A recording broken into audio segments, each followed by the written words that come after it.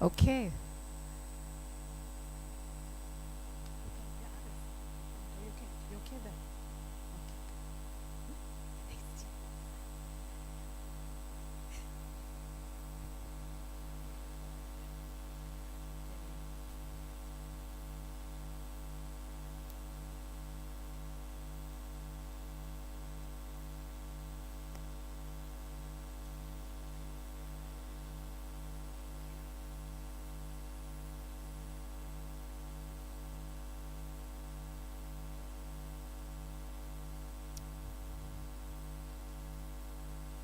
Okay. So I think I can start. There's just a few people who are settling down. Someone told me the emails were very threatening that we said we are starting on time, on time. So this session was meant to start at 5:15, and I'm 2 minutes behind time. So, good evening, everyone. My name is Koin Joroge, for those of you who don't know me, and I just want to say welcome, welcome, welcome. We're grateful. There's been a lot of anxiety. We're like, will the seats be empty? Will people be here? So it's always nice to see that you're all here. You're warm, nice, and friendly faces. So, who do we have in the room today? We always start with our founders. We have a deep, deep love for our founders. So we have founders who've journeyed with us from Komini 2.0 and are very excited because they're in the room, which means they're walking with us into 3.0. Can I have an amen? Waidera, Patricia, Yvonne? That's me bullying them to make sure they sign up for 3.0. We also have new founders and some who want to experience this community, find out what it's about, and we're just grateful that you've made the time. We also have members of our village. We call it the village. For the longest time, having built business on this continent, we have been on this mission to build generational wealth in Africa for Africans by Africans. And in that process, we understand that capital is a huge component of that. And so we had our first inaugural fund, which was geared more towards tech companies. And the people who invested are actually professionals, fellow Africans, people who believe in the vision of entrepreneurship, and that's what's going to make a difference in Africa. Members of the village, I know some of you, I can see Anthony, Patrick, Anthony there as well. Thank you for making time. We also have friends of Komini, those who have supported us through everything, and we're very grateful to see you. Closer to home, I will start with our chairman. Our chairman is here, Dr. Kiruthu. Yes. I've had the privilege of knowing Dr. Kiruthu from birth myself because he's my father. Ken has had the privilege of knowing him for the last 20 plus years, and you worked together for 19 years in the journey of building Cellulant. So a lot of people tell me, oh, I was with your dad and your brother. I stopped correcting them. He's my dad. Just so you know. There's also members of Team Pani, and I'm going to introduce them shortly. I want also, as I'm introducing the members of the team, for us to take a pulse check. So if you're a member of Team Pani, and those of you who've listened to our podcast, attended our sessions, you kind of know what this means. So members of Team Pani, please stand. So I want to pulse the room and see what the energy is like. So we'll start at, we can start on this end. Femi, you have a mic with you. One behind you right there.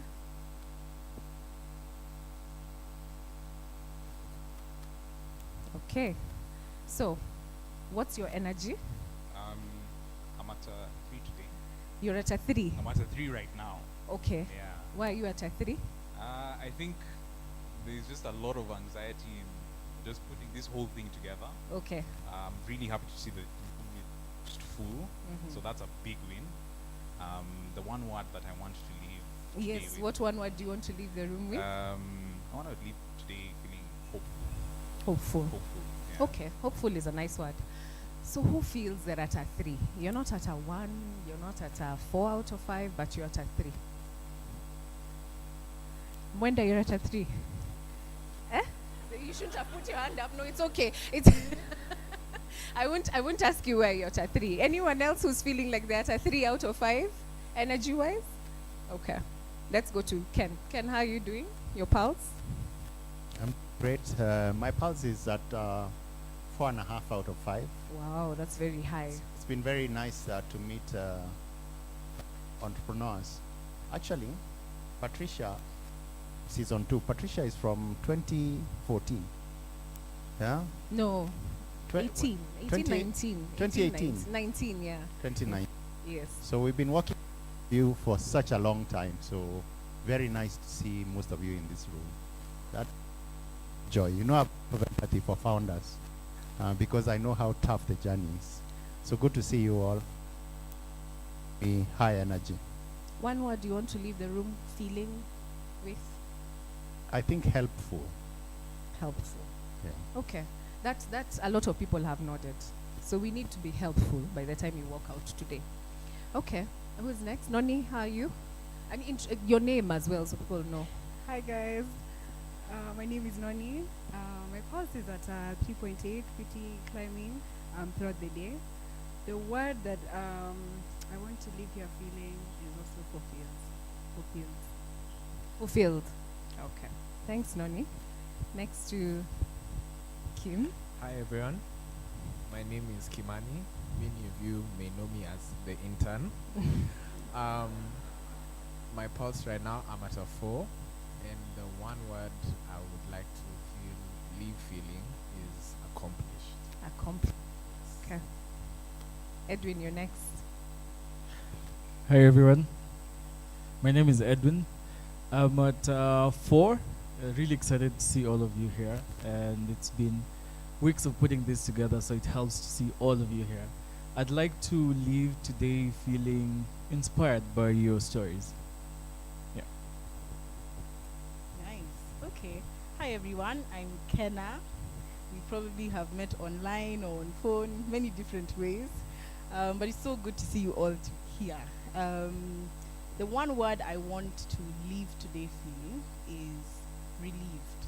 It's been such pent up over the last few weeks, so I just want to feel relieved. Oh, and I'm at a 4 out of 5. Okay. Who's at a 1? Who's feeling they're at a 1 out of 5 energy? And we promise we'll bring up the energy. 2? 2 out of 5? Okay. Jogona, do you want to tell us why you're at a 2?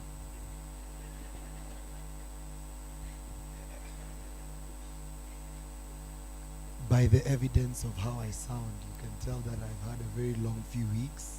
My name is Masharia. I am the founder of the African Debate Academy. I teach kids communication and debate and public speaking. So I've spent the last 7 weeks babysitting, running around with kids, flying around with them to several countries. And this week we had a camp at USIU, and I had seniors and juniors, and I was trying to train an 8-year-old how to think, and I can see that it's finished everything inside of me at this point. I just want to sleep. Even getting here I had to drag myself, so I've had a long few weeks and I'm just tired. I need a week off.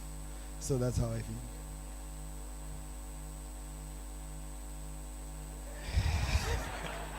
I want to say rested, but knowing Pani well, not rested. So I think energized would sound better. Yeah, energized. Thank you, Jogona. At least we know, Timpani, that the lowest we're working with is a 2. Everyone else is above that. Karibuni sana. You can have a seat. Okay. I've told you who's here. Now I want to talk a little bit about why we're here.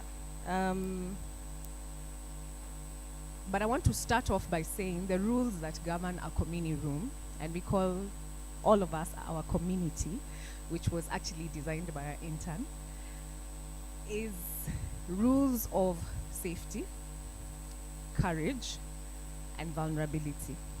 And that's why we have our phones out there, because then you do not have to worry that someone is recording what you're saying. So we ask you to come in with open minds and open hearts, ready to discuss, ready to interact. And as a result of following those 3 rules, we expect to leave this room with a lot of great insights.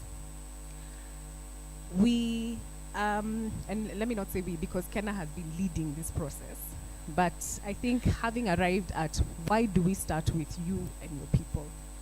And a lot of people said, in my business, I'm dealing with an entirely different thing.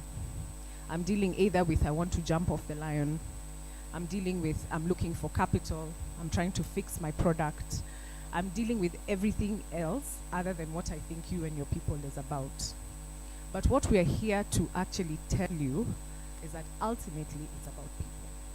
And so this is a starting point for wherever you are at in your business. You're actually seated in the right room. And the other thing that we shared with you, and I know a few of you participated in the interactive board, which was what we called the island moment. And we asked if you were stuck on an island for 3 months, in what state would you find your business?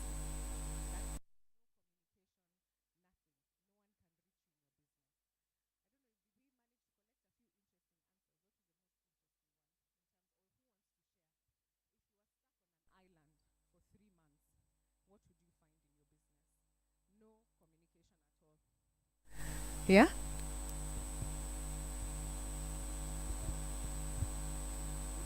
Please introduce yourself.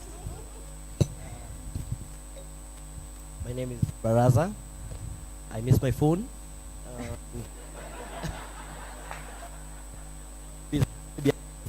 Or things of that nature, you know.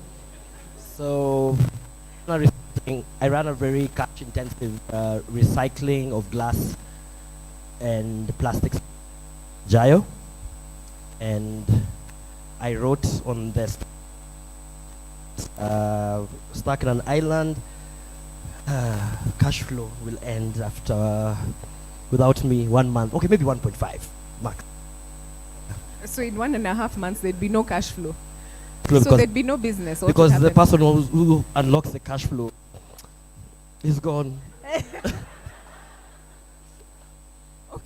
Okay, thank you, Baraza. Thank you. Anyone else wants to share? If you are stuck on an island for 3 months, no access to your business, no communication, what would you find?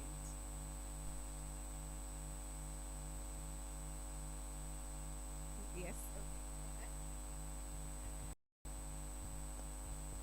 Hi everyone, my name is Christine Modoni. I buy and sell luxury cars.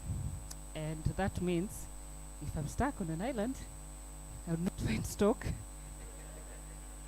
And what is remaining would be sold at price or at cost. And the other thing is because of the big network that we control of brokers and dealers, I don't think they would have anyone to sell the cars to, the specific ones that we particularly buy. Thanks, Christine. Thank you. Someone else? Oh, Divine. Hi everyone. My name is Divine Moragijimana. So I run a fractional CMO practice, and I think it was the hardest question. So I was telling Ken, as she could tell how I was reading the emails, but I'll have clients and no money because I'm the one who collects. I'm the follow-up person. So there will be a lot of work done, but the business will be without money. Okay. All right. One last thought. Stuck on an island for 3 months, how would you find your business? Hi, Shafi. Good evening, everyone. I'm in logistics, clearing and forwarding, and at the same time an agent of KRA.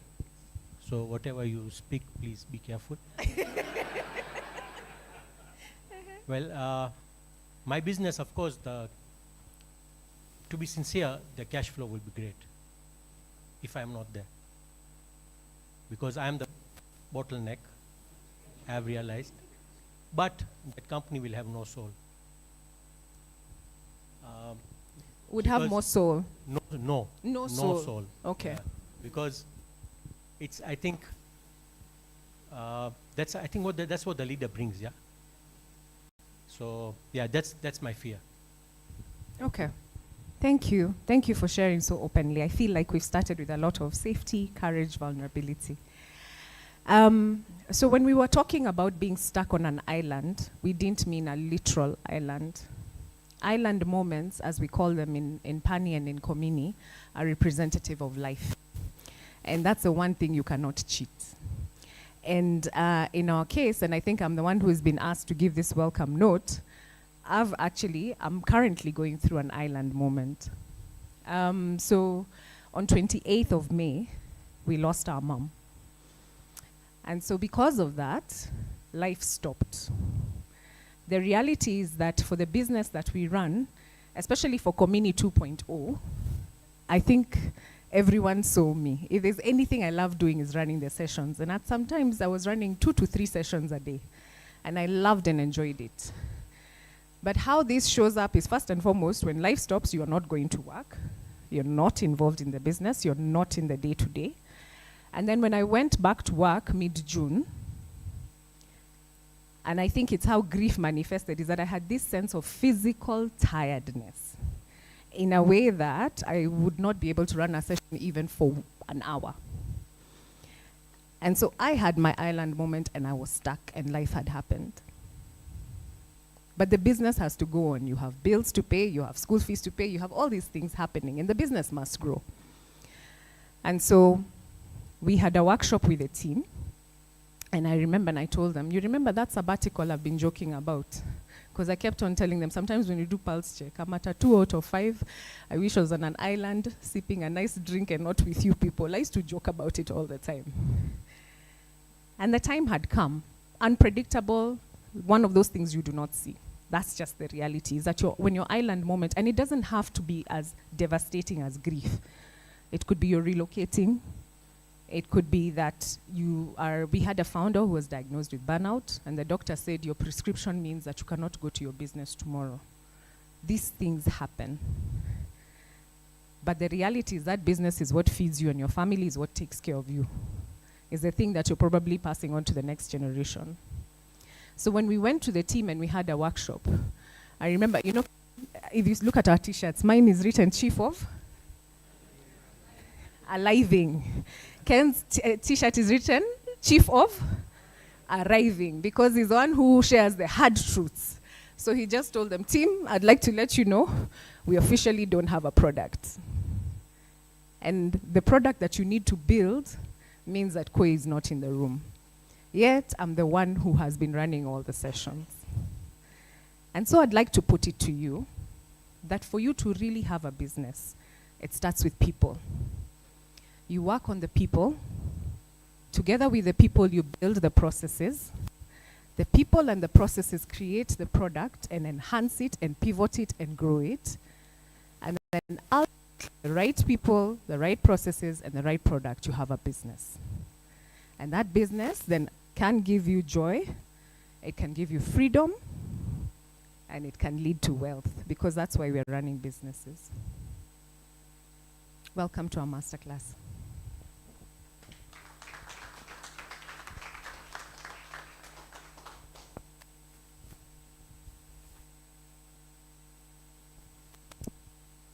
Good evening.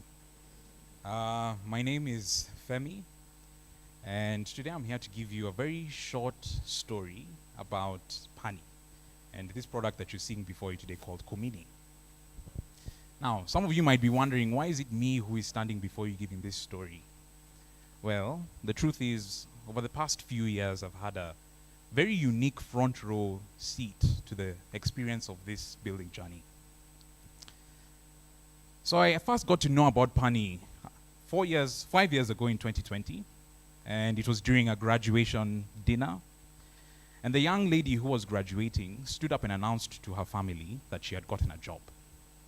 And this job she had gotten was for working for a married couple. And together the three of them would start a consulting shop where they would start coaching companies. Now, this young lady is none other than my dear, beloved sister, Kenna. Now, I was honestly very proud of her, and I was very excited about this new mission. But as time went on, you could start to see a little bit of concern and skepticism in our parents' eyes, because this company that she said she was working for, one, didn't have a website. 2, had no offices. And 3, these companies that they said that they were coaching, no one really ever heard about them. But again, as time went on, we started to see a transformation. So she would come home from very long workshops, and she would start throwing around these big words around the dinner table, like product market fit, and Series A, and MRR. Now, we used to look at each other and say, hang on, there's something happening here. So a couple of months later, she called us once again, and she had an announcement. This time, she said that her and this married couple would be starting a podcast.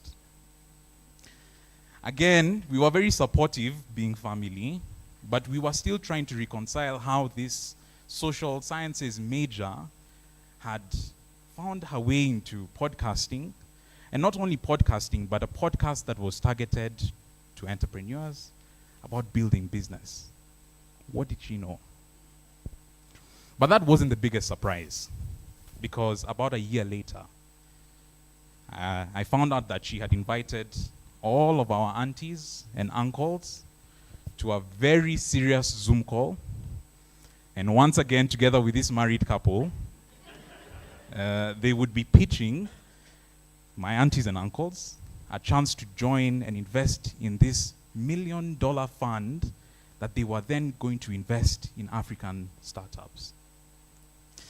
Now, I don't know how fruitful that whole pitch went, but I can tell you for a fact that from that day, the narrative shifted.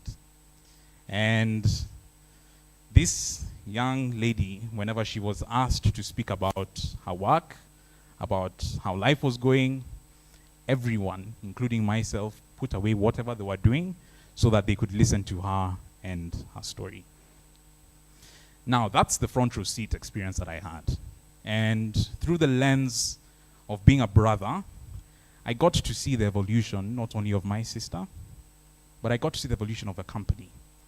A company that started off as a consulting shop that taught my sister very big words, to a coaching and mentoring company that would then allow these companies to access capital. Now, I'm going to fast forward a couple years ahead to 2024, last year. I too had been walking my own career journey. I was working as a data analyst at a logistics tech company right in Nairobi. But this time, this married couple reached out to me. And they invited me to go for what they called a walk-along at Arboreta. And I obliged. They called it a catch-up. So we went, we talked about life, we talked about work, we talked about how our journeys had been, and just the whole, and everything in between.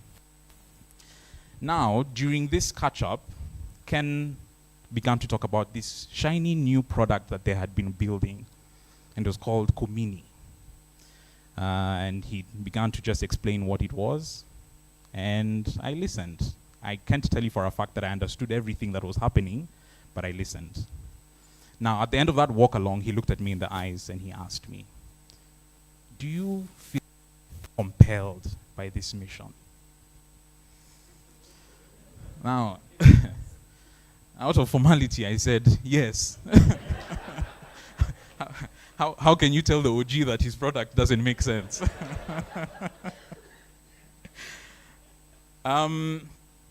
Then I proceeded to ask him some very academic questions, and being a data analyst, technical, I said, okay, so what does your infrastructure look like? What is your database, backend architecture? And he just looked at me and smiled and said, my friend, we don't have any of that. Okay, so at that point I started questioning, and I was wondering, okay, so why have you then brought me here, made me walk, just so that you can tell me about a mission that just does not make sense for me? So I closed that conversation, but little did I know that this was the beginning of a very unconventional recruitment journey. This spanned a couple of months and a couple of follow-up conversations that I had with Ken and Koi, the married couple, where I was wined and dined. But in every single conversation, he began to paint a clear and clearer picture of what this mission was. So during our first walk along, he told me about the what. In our second chart, he explained the what and the why. And in our third chart, it was very clear because he had told me the what, the why, the who, and the how. And the only other question that I had back to him was when. So as of March 2025, about 7 months ago, I officially transitioned from being a front row member to being part of the cast. Now, to be very honest,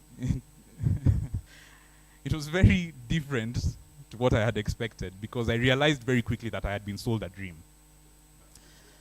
I had come from a company where I would spend my days writing code, building dashboards. But on this other side, we would spend 6 hours on a minimum in meetings where we would talk about very abstract concepts, and then I would spend the rest of the day trying to just bring down those theories from the sky into practical tasks to execute. I can tell you for a fact that the first task that I ever worked on at Pani was something called an investor update.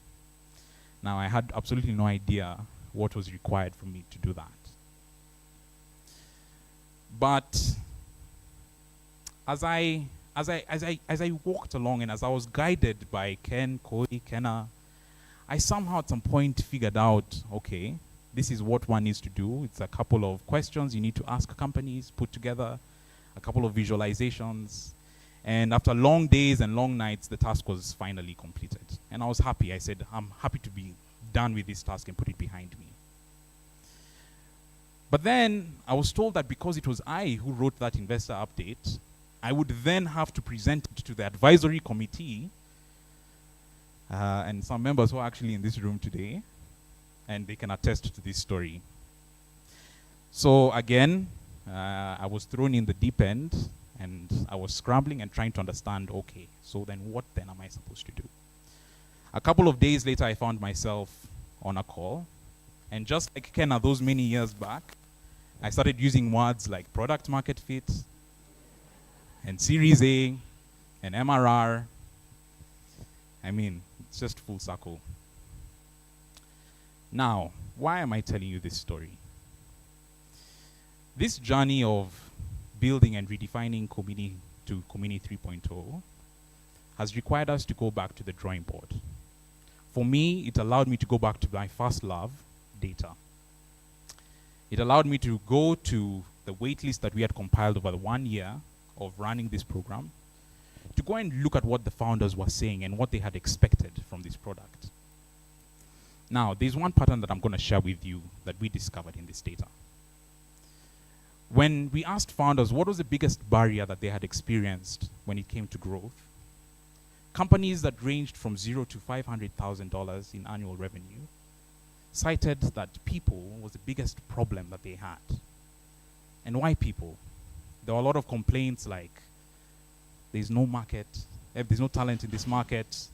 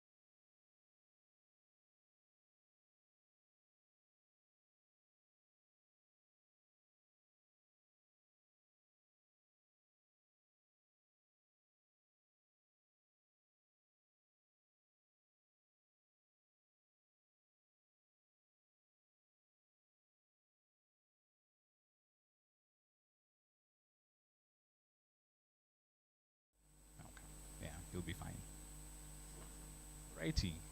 Wow. So where was I?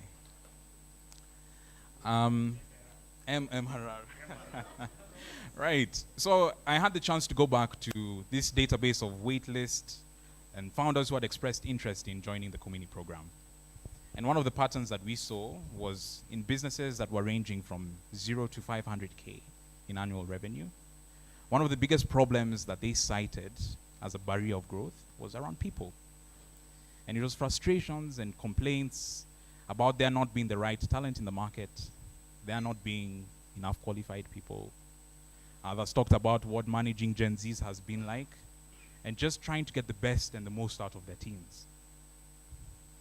Now, each one of you has come into this room today with a set of beliefs that has been shaped by your unique experiences of dealing with people and dealing with teams. Some of you have had other horror stories from other founders that have shaped and beliefs that you've adopted. But I can tell you for a fact that if Ken and Koi had taken up some of these myths and beliefs and used them and run along with them, then none of the people in this community team would be here today. None of them. And yet, when Koi and Ken had the island moment, this was the same team that came together to rework and redefine the product that for one reason or another has brought each and every single one of you in this room today. So what is my hope for the room today? Two things. One, that the stories that we share will begin to unravel some of the myths that you've been carrying about people. And two, over the next course of months, the courage and the wisdom shared through the reflections that we'll discuss in this room and in these spaces will lay the foundations for how you think about people going forward. Thank you.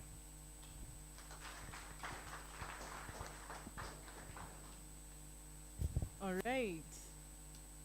Thank you, Femi. Just want to take a quick poll in the room.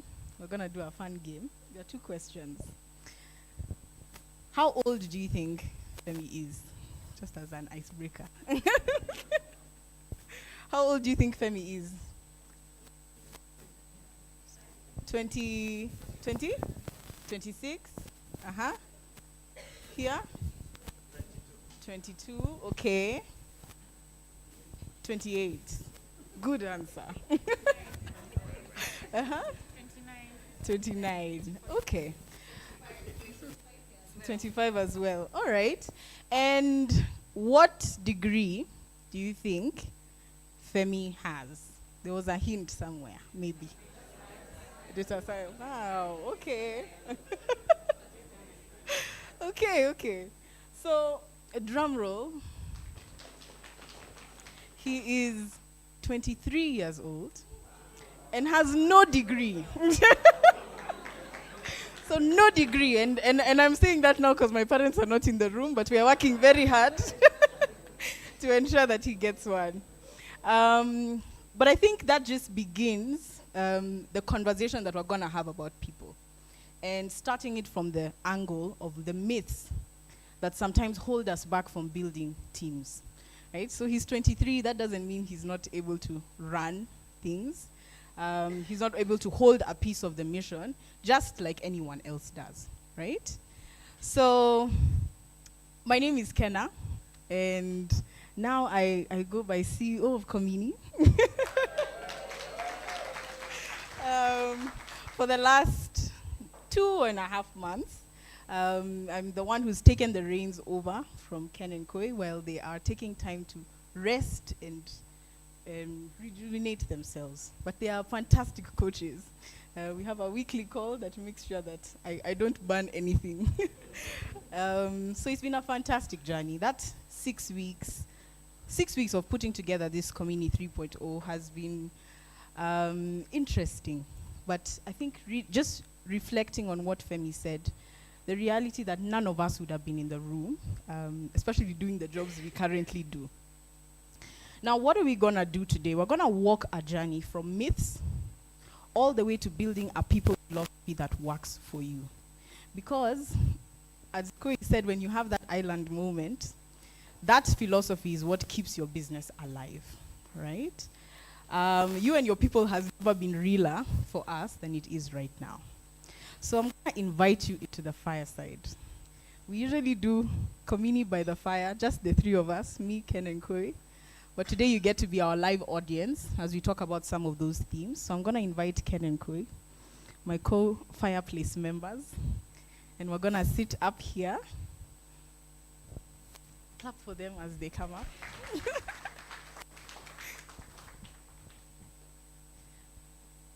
All right.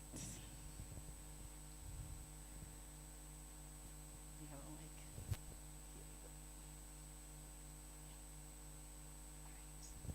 All right. Welcome, Ken and Koi. Welcome to the fireplace. Thank you. All right.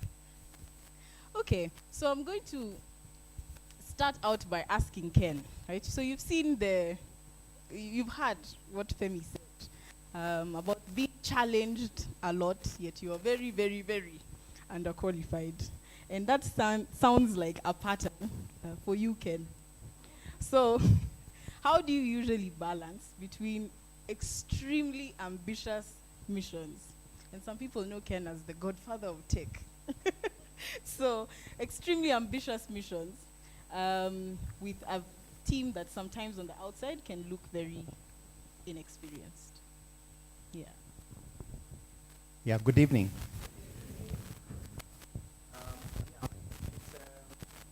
I actually didn't realize until the age was played back. Actually, a couple of things come to mind. I think number one, you have to build your business from the very beginning to live it. Because, look, we are not in control of our lives. I find it, let me say, it's very presumptive and arrogant for a founder that you're not going to live your business, because we are all not in charge of life. So that's a starting point. So when you think a little bit about that, then you just have to build the team. There's no question about it. So why the Femis? I think in the first few years, and I've built a couple of times businesses that have successively made progress. So this has become a very specific philosophy of mine. In the very early days, the very few years, 5, 6, 7 years, there is a couple of skills that you need. I think by far the most important ones are flexibility and something I call the learning trajectory, the ability to learn pretty fast. And why those two are important is because generally when you're starting a business, you're trying to find a new angle to a market. So if you're coming into a market that exists, they are entrenched businesses, so you have to do something very different to actually get a space in the market. If you're starting something new, like Komini is, then you're trying to create something that actually doesn't exist before. So the skills that matter is the ability to be curious, to think different, and also what I call first principles thinking. To go back to the foundation of a problem and just say, what is the nature of this problem, and how do we solve it in interesting ways? So because of that, then I generally have tended to find people in their pre-university, in their first year, second year, third year, or first job applicants typically tend to be very, very good first employees. They demonstrate those skills very early. A second reason is that in the early days, I mean, you're going to work brutal hours, right? This guy, the last six months, from when he was doing his journey, from when he was doing investor reports, probably doing 3-4 hour days. Somehow, I'm 50, so yeah, nights. Somehow at 50, the body just doesn't bounce back the same, right? And you know we are all headed there. So the young, they just put in the hours because you need to do the hours. That's just what it takes to build a business. And then I think the third thing is just it's a philosophy that I've tried, and I've figured out how to find that talent, what it works like, what it talks like. So it's just practice, right? And when you spot that quality in abundance, you heard the dates that we made with Femi. We probably did these dates actually over, I think from the first time that I decided this guy was a good addition to the team, probably to the time when I think I called him and just told him, Femi, we've been talking, now you need to make a decision. I'm going to send you an offer on Monday, and you're going to make a decision whether to join. Of course, I had to seek permission from Big Sis there. And Big Sis had to seek permission from her parents just to make sure we took care of that thing. But that focus of getting him into the team was very important. So it's a tried and tested philosophy that works in the very early days for those reasons. Interesting. Okay. I want everyone in the room to think about their myths. Any myths that you've had about people. And those could be, about hiring younger. It could be anything that you've heard about people. So just keep them in your mind. I'm not saying they are yours, but we'll ask you to share them in just a bit. So I want to ask Koi, on the other side of this coin, you have two vantage points of leading a team of Gen Zs, and I know there's a lot of Gen Z myths. You lead a team of Gen Zs, you also parent Gen Zs. So how do you experience some of those myths?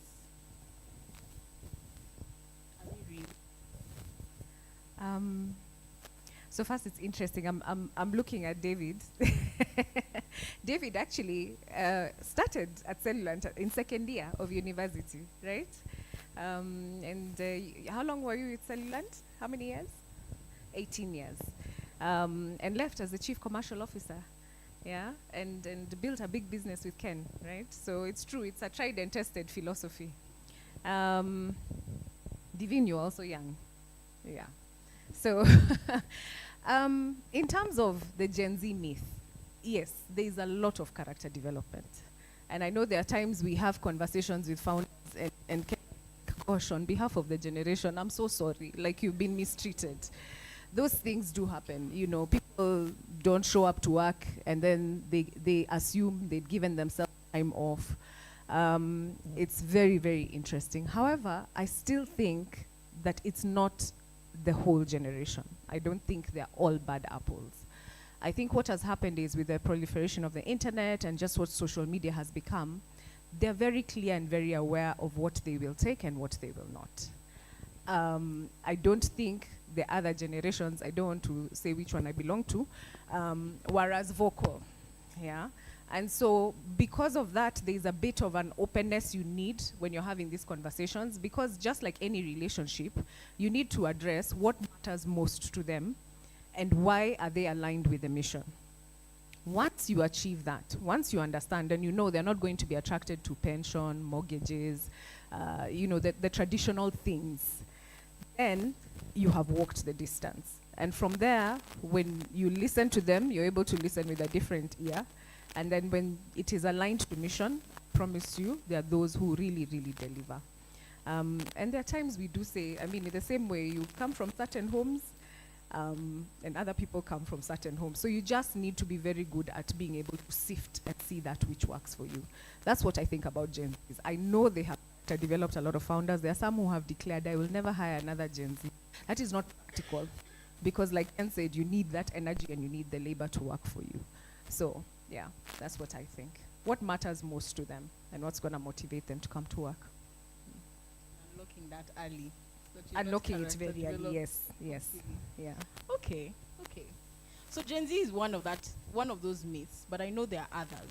And I'm going to ask the room, what are some of those myths, especially that get in the way of building a team, or a team that's high performance? So we can share. Yes. They just can't do it as well as I can do it. So you just maintain you try and control as much as you can. So it's definitely a myth that people maybe might not be able to replicate the excellence or the intensity or just the quality of work that you deliver, especially if you're in like service-based industries.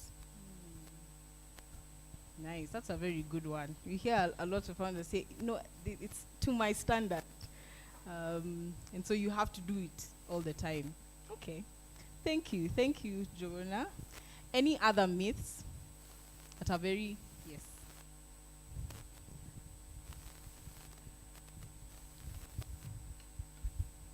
I'm gonna hide as I say mine, but no one should come for me.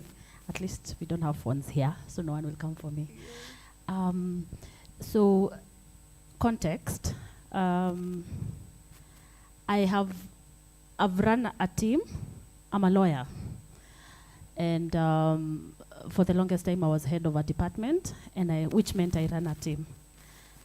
And okay, so in the team, I ended up working with a couple of guys, men, a few times. And there was this myth that men don't take instructions well from women. And again, context, I also happened to be, I've practiced for 15 years now, but maybe I came into leadership when I had practiced maybe for 7 years. So context is I'd end up maybe having people in a team where I have men. So one myth which I've held on, which is not good, and I'm hoping to just debunk it, and because I know it can't be true, is that I can't run an effective team that consists of men in my team. So how I've ended up being over the years, I've always had women, and my teams have always done well. So I've perpetuated this myth, but I know it's not, it can't be right. Okay. Very good one. Very good one. And shame on me, but... no, it's okay. Thank you for opening that box. Yeah. I think there's some supporters of that myth. I suspect. Different myth. Okay. My name is Caroline. I run a marketing firm. It's heavy on human resource. And I'm not sure this is a myth or a fact. It's difficult, almost impossible, to run a team that has people of integrity, like people handling product, people handling money, and you're like, I'm gonna leave this to them, and when I get back, everything is, the recon is right, the product is right, the money is right. It's very difficult. If I was stuck in an island, I wrote there, I think I'd find a shell of a company. No money, no product, no client. Yeah. So I need to figure that out. So I don't know if it's a myth or a fact. So the myth is that you cannot have a People team of with integrity, yes. Okay. All right. Nice. We'll take one more. Hi, my name is Valentine. I run Africa's Pocket, and we help you build wealth. My myth is that the bigger brands, more experience, more expensive, better, I guess, output. And I think I've seen a lot where we want to hire for McKinsey and blah, blah, and gone to this school and that school and have had experience in, I guess, big corporate, because you assume that they can take you where you want to go. And those guys come with a big. And if there's anyone who builds technology, we know that the developers, we know about the developers. So there's that. Okay. That's a complete statement. We know about the developers. It's a complete statement. That means we know about it's a myth. But there's resonance somewhere here in the room. Okay. Okay. One more. Hi, everyone. My name I've been on a sabbatical for the last 1 year, after 18 years at Cellulant. The market soon. One myth is, and I've come across it keeping not necessarily confidential in a company, being confidential. As simple as who should attend to client, and the founder wanting to keep up clients. Yeah. And the Yeah, sorry. one of the most things that happened at Cellular was none of that happened.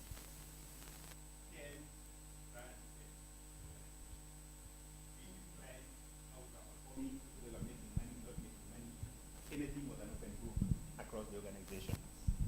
And I think it's something I'm taking on. That actually when you run an open organization, you get a lot more valuable feedback from the team you're working with than when you out a lot of these things. Thank you. Wow. Okay.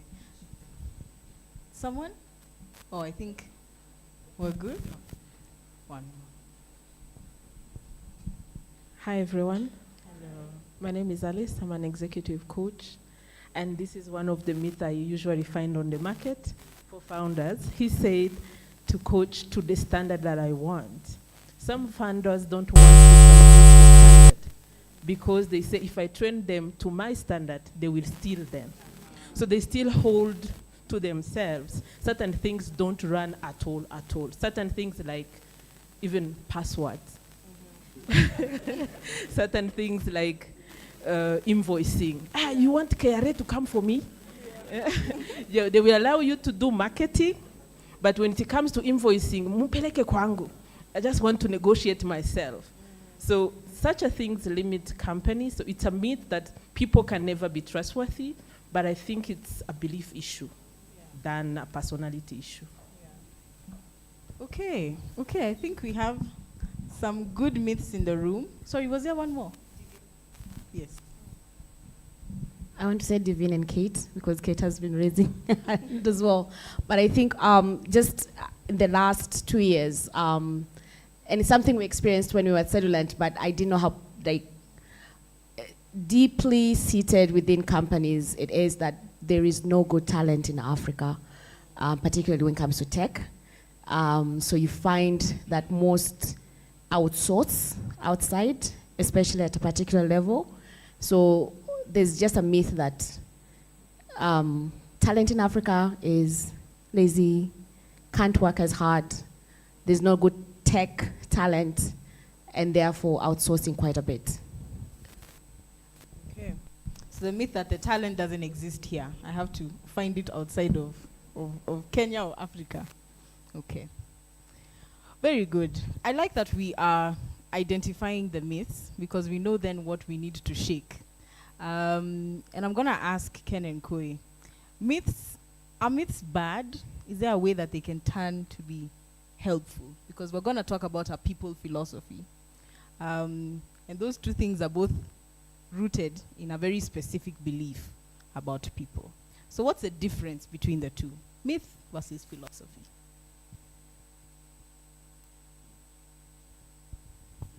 Yeah.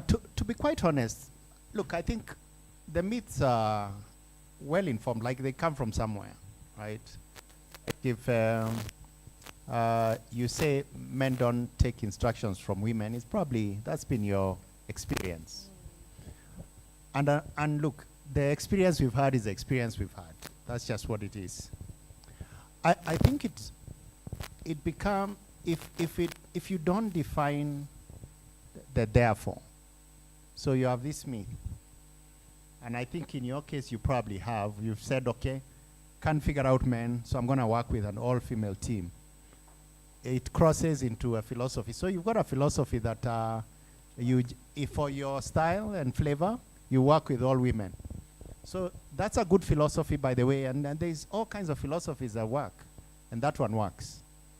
What is most important is that you just must have a working philosophy, because a working philosophy concludes therefore, what am I going to do?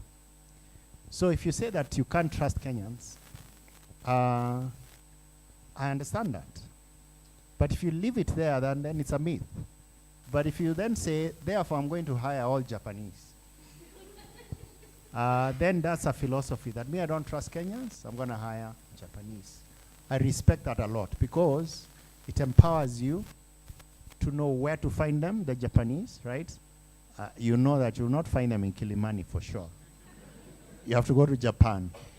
It inspires you to find the formula for hiring them, for attracting them, for finding the talent, for onboarding, and to figure out what works. Because at the end of the day, there's exceptional teams in all shapes and sizes. I say there's a world-class Kenyan technology team. There's a world-class Nigerian company that's doing drones. Like, talent is global. So I think when you leave it as a self-limiting belief and it prevents you from moving forward, then it becomes a myth and then it's destructive. But if you actually conclude that, therefore, me, this is what I believe and this is what I'm going to do for my talent, then it's okay, because then you have a playbook that you can then repeat and refine until it actually works for you. And typically, you'll find great teams, just like football, right? Brazilian football style is very different from German. And you find at certain points, each of them win World Cups, right? So there's no right or wrong. But there's got to be a philosophy for hiring consistently a team that works. You don't get to escape that for any reason. So if you don't define it, then the myth becomes a barrier for you proceeding to actually building a team. And you have no choice. I hear people who talk about cash, handling cash, and the lack of trust in this environment. It is true. But think about a football coach. He has no trick to play but to get the guys on the pitch to score goals. And you have to think about building a business that way. Like, you just have to get out of the pitch to be able to build that business to a point where the day that you have to take a break for a month or 2 months or 3 months, and it's not your deciding, it's going to happen, that business keeps running at a high enough standard for it to give you value. And if you don't do that, it doesn't really matter whether you've done 17 years, 14 years, whatever it is, like, it tumbles down, right? Like, so you almost, like, when the business starts, you almost have to do that trial and error until you find the formula that actually gets a team that actually sustains. That's the difference between a myth and a philosophy, I think. Yeah, I think Ken has said a lot of it. Philosophy is who and why. And for you to determine those two things, you must get away from, I had this framed by my daughter. We were talking about a meeting that I'd had, which I thought was not very productive. And she was telling me, oh, the person was tantruming. And I'm like, what do you mean? And she said, someone who gives a statement and gives a solution, that's an opinion. Someone who just says, people steal and doesn't give a solution, then that's a tantrum. And I thought to myself, I said, actually, yeah, that makes a lot of sense. And it's the same thing with, and then what? Therefore, then. So, and there's no running away from it, because I think founders, because you're so good at running your business and you're so good at building, you can be like, okay, I'll sort it out when maybe I'm at this size. It's a foundational thing. If you're not dealing with the service of standard, Joguna, I can tell why you're tired like that and why you've lost your voice. Because now you have to run the sessions and teach these kids at your standard. But can you imagine now when you have 500 kids, you are dealing with how many? 50. So the reality is that this standard has to be taught to somebody today. Otherwise, you'll collapse.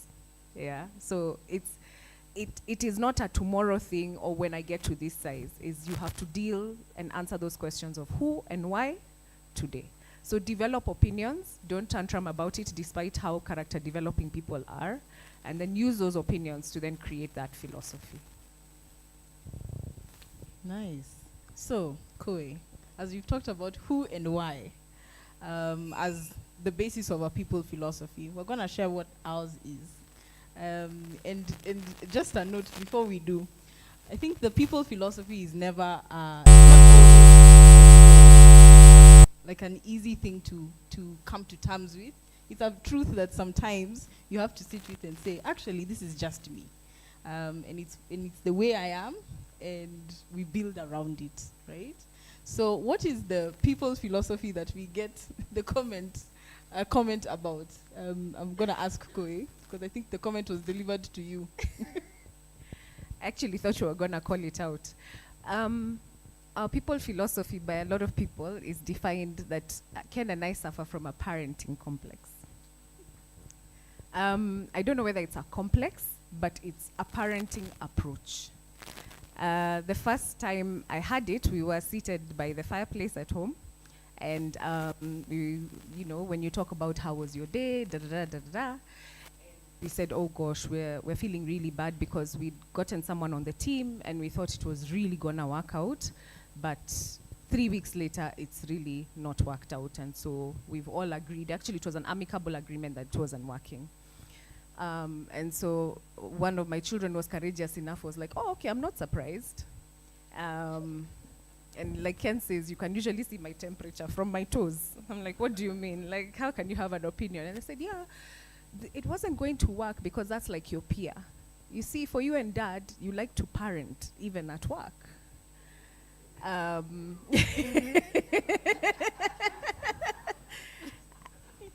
it doesn't help that the only team member who kind of really worked out was Ken. So, there's the truth staring at you. I think it took an afternoon. Do you think it took an afternoon for me to recover from that opinion? Overnight. And eventually then, when I was sober and I thought about it, I said, actually, I can't change who I am innately. I love to nurture. And Ken has a different approach to parenting, but it's still parenting. So the thing is that if you hire a peer, you're setting them up for failure. For that person who's experienced, you're looking for someone who you can grow, someone who you can stretch, get a lot of trajectory from. And the minute we accepted that thing, we really embrace it. You saw our team, and Femi is not the youngest. I think the intern is younger. And that's working really well for us, and it's leading to growth. So the philosophy was, okay, who are you as a leader? Know thyself. And know how is it that you like to lead? How do you want to deal with your team? When do you show up best? In what situation, in what circumstances? And then from there, then decide, okay, who are the people that you're gonna hire and how does your team look like? So actually, even before we look at CVs and everything, the first thing that we do is a meeting, and it's called a vibe check. Because these are siblings and they need to get along. So, because we've embraced that philosophy, then it's become a way of doing things. So yes, that's the philosophy that we have. Okay. All right. So I'm going to pause there and ask in the room, is anything becoming clearer about something that defines so true to you? You might know it now, it might becoming clearer, but is there anyone who wants to share in the room what they think their people philosophy could be?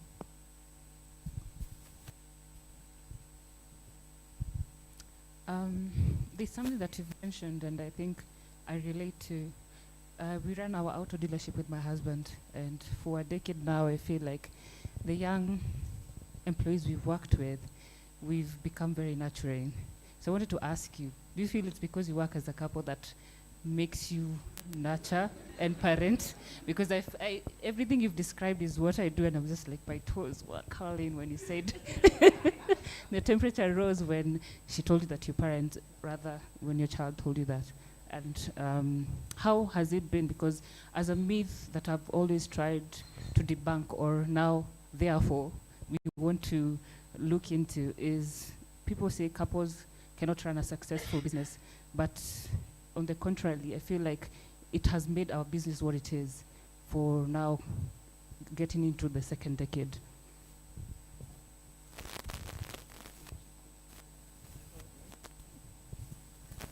Well, I don't know whether the nurturing it's because we are a couple. I think it's hard to run away from that, right? Because when you're a couple and you run a business, when the work day ends and when the business day ends, there's no line, right? In fact, I think there was some days Koi just says, well, me I close at 6. Don't talk to me about talk to me about those things at 8 o'clock in the morning. So you can't. You're human beings, right? That certainly, shapes how you think about people. But I think people philosophy is that everything has a light and a shadow.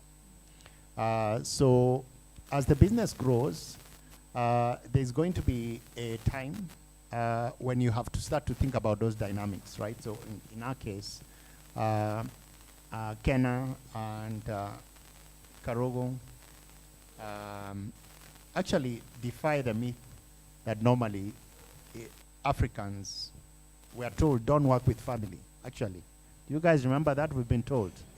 It's very different from Kish, for instance. Your upbringing is like family is the thing, right? But in that setting, you guys have, you know that in that setting, there's things you need to solve for. Amina also in your business. But also in this setting, there are some advantages. We need to take advantage of those, and then you also need to be aware of the pitfalls and all of that. And it's your job as a leader to sort of manage the dynamic as the teams grow. For now, quite happy that you have a parenting complex working for you. But eventually, you know, teams need to shift at different times in the business. So you also, as a leader, need to understand that, to understand that shift and to see whether sometimes you as a leader can shift. And if you can't shift, sometimes then you also have to step aside for the next kind of leader, which is essentially, for instance, in Cellulant, when I look at our current, so I left as CEO in 2021. So the current leader is the third leader of the business. If I look at what he does, how he works, and so on, I could never have done those things because I was a different leader for a very different season. And obviously, you can see also, we also left with my troops because they're also my own kind, right? So you have to love your business enough. If you've built it well, then you have to trust that actually when you leave, it's going to thrive. And you're prepared for that that day. By the way, I didn't, you know, island moment, I didn't leave on my own timing. I was fired by my dear wife there in 2020. I'm not sure even whether chairman really knows like the details. All I know is that one day I called him, I told him, I've got to leave, and I couldn't give a straight answer why I needed to leave. But I was actually on the verge of burnout. If I hadn't left at that time, I probably would have collapsed. Yeah. So you have to prepare for those moments from very, very early by being consistent with your philosophy and then understanding at what point it stops and you have to shift to a different style of building the team. Yes.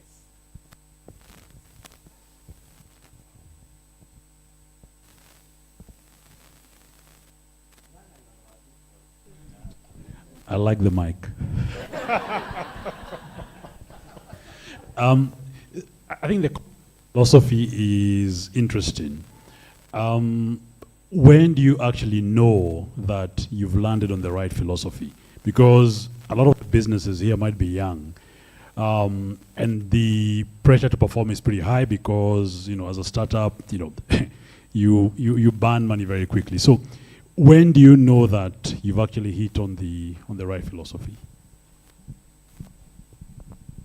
When do you know?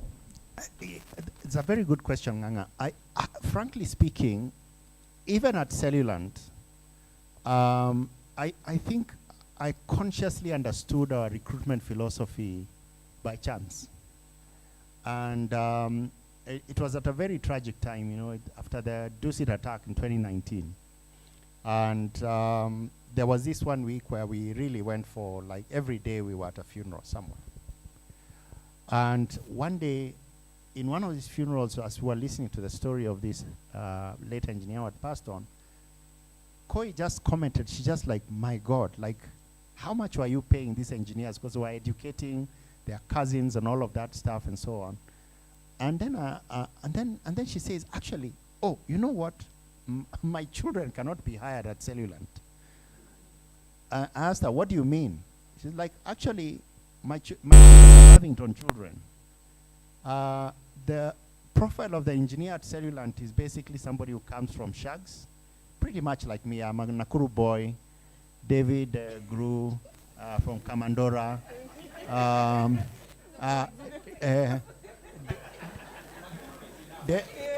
Divine over there came from Wharton, Burundi. Right? Like, actually, our profile was like overcomers. When I go back in hindsight, I realize actually that we should have just actually defined it. Because by not defining what would typically happen, somebody would walk into an interview room and they've got a Harvard degree and whatever, and you kind of know that that person's not gonna get hired. Sorry, Masharia. You know, Masharia went to Masharia went to Alliance, then went to Harvard. You can't be hired at Cellulant. So it's like, maybe now you could. So I actually, Nganga, so it's basically, it's also staying true, practicing, and then evolving, because it's not just recruiting. It's how you recruit, how you onboard, how you empower. It's like an entire system to get them productive. So at Cellulant, our philosophy was you hire somebody who comes from a disadvantaged background. They are generally tended to be more resilient. And the type of leader I was at that time requires a lot of resilient people, because I was a tough leader. It's like push very hard, because we're trying to build a technology business out of Kenya. So the standards were very high, the pressure was incredibly high, so they just held much better. And then we put them in front of fire, and they withstood fire really well. And then they aspired, they had aspirations to really grow. So this idea that we could all sort of come from Kamandora, Burundi, whatever it is, and so on, Nakuru and all of that, and build $1 billion business that drove everybody, right? So at Pani, it's Gen Zs and AIs and families welcome. Family is not a disadvantage at Gen Z. So to the point, actually, some founders ask me, so Kenna and Karugu, do they have another sibling? I say, go and talk to Kenna. Yeah, so you try, be true, test it, and then figure out, get it to work. And when it works, you kind of know it works. Yeah. I think there's another question. Then we'll come here. So we start there. Hi, Ken and Koi. So my question is around, I think in the businesses I've built, I kind of resonate with, I realize I choose underdogs, people who have been, now I realize why they were under. But anyway, so, I choose underdogs, people who have, had things to overcome. But I've noticed that is great for building a strong culture and takes the business to a certain level. And then at that level, now you need kind of, what I'd call them is they're really great generalists. They can do whatever needs to be done, but not particularly very well. Then at a certain scale, to maintain the speed and momentum of the business, you need specialists. And sometimes I find myself stuck in what's the role of a leader and how do you create an environment that challenges the culture you've built, that validates underdog generalists, and now challenges them to become consistent specialists. And so, what would you say is the role of building a CFO, who became to that level? Yeah, thanks. Yeah, I think, you have to think about that you build a business in steps, right? And your job as a leader is to optimize the business for the phase it is in. So for Komini, I'm not worried about what the team will be in 5 years. Nobody can predict the future. We have a sense what the mission needs to be. And we have a sense what the roots needs to be today. And all businesses have, common roots. Culture, right? Like what the business tolerates fundamentally. The standard of delivering product and service to customers, you know that you just have to embed and almost build it in steel roots, right? And then just the way that team operates and the way that it delivers to customers. Those are fundamentals. once those are there, my focus now is actually to get Pani to 1,000, 2,000, 3,000 entrepreneurs. So this philosophy will work fantastic. And then at a point, you have to change gears and about the thing differently. And it's your job as a leader to actually spot those talents. But the business and the customers give you feedback real quick, right? Because when the business stagnates at a point, you have to change gears, right? And so on. In the journey for Cellulant, which is much more mature journey, and I did that for 17 years, I would say maybe we went through sort of 3 evolutions. Core generalists and so on. And in that core, a lot of them scale. Not all of them. A lot of them scale. They just move to the next level. And then they move to the next level. It's just that then at a certain size, you know, even you as a leader are probably not the right one, right? If you look at even the large companies like Bill Gates and Microsoft, at some point they left. They're still very accomplished leaders, but the business needs not necessarily something better, but something different. And in the journey of becoming, which is what Komini is about, it's about us as entrepreneurs and founders developing, because the business, the moment you stop growing, the business stops growing. It's basically that process of evolving as a leader until, and then you've built the business so hard and so well that at the time actually you yourself are now no longer the right leader, you can actually walk and the business will send you a dividend check and so on, and you're not worried as to whether the business is going to be alive tomorrow. Okay. Val has a question, and then we can... Yes. Yes. There's some questions there. There was one here. Thanks. This is really interesting. So I'm at the point where I'm trying to find something, I don't quite know what. So this question of having meetings with myself is an interesting one from a process perspective. I guess I have two questions. One is in terms of what's my myth. So I realize my myth is that I can't trust people because I'm a relatively straightforward person, right? When I have clarity of thought or clarity of intention, it's just completely clear to me what needs to happen. So then I worry that, you know, we're not sharing the same clarity of vision or intention, and therefore, at some point, the ship will be abandoned because people will realize, you know, the waters are too deep or the route is a different route. So how to understand how to plan for that? If you're driven a lot by vision and vision changes, how do you sort of deal with that? That's one.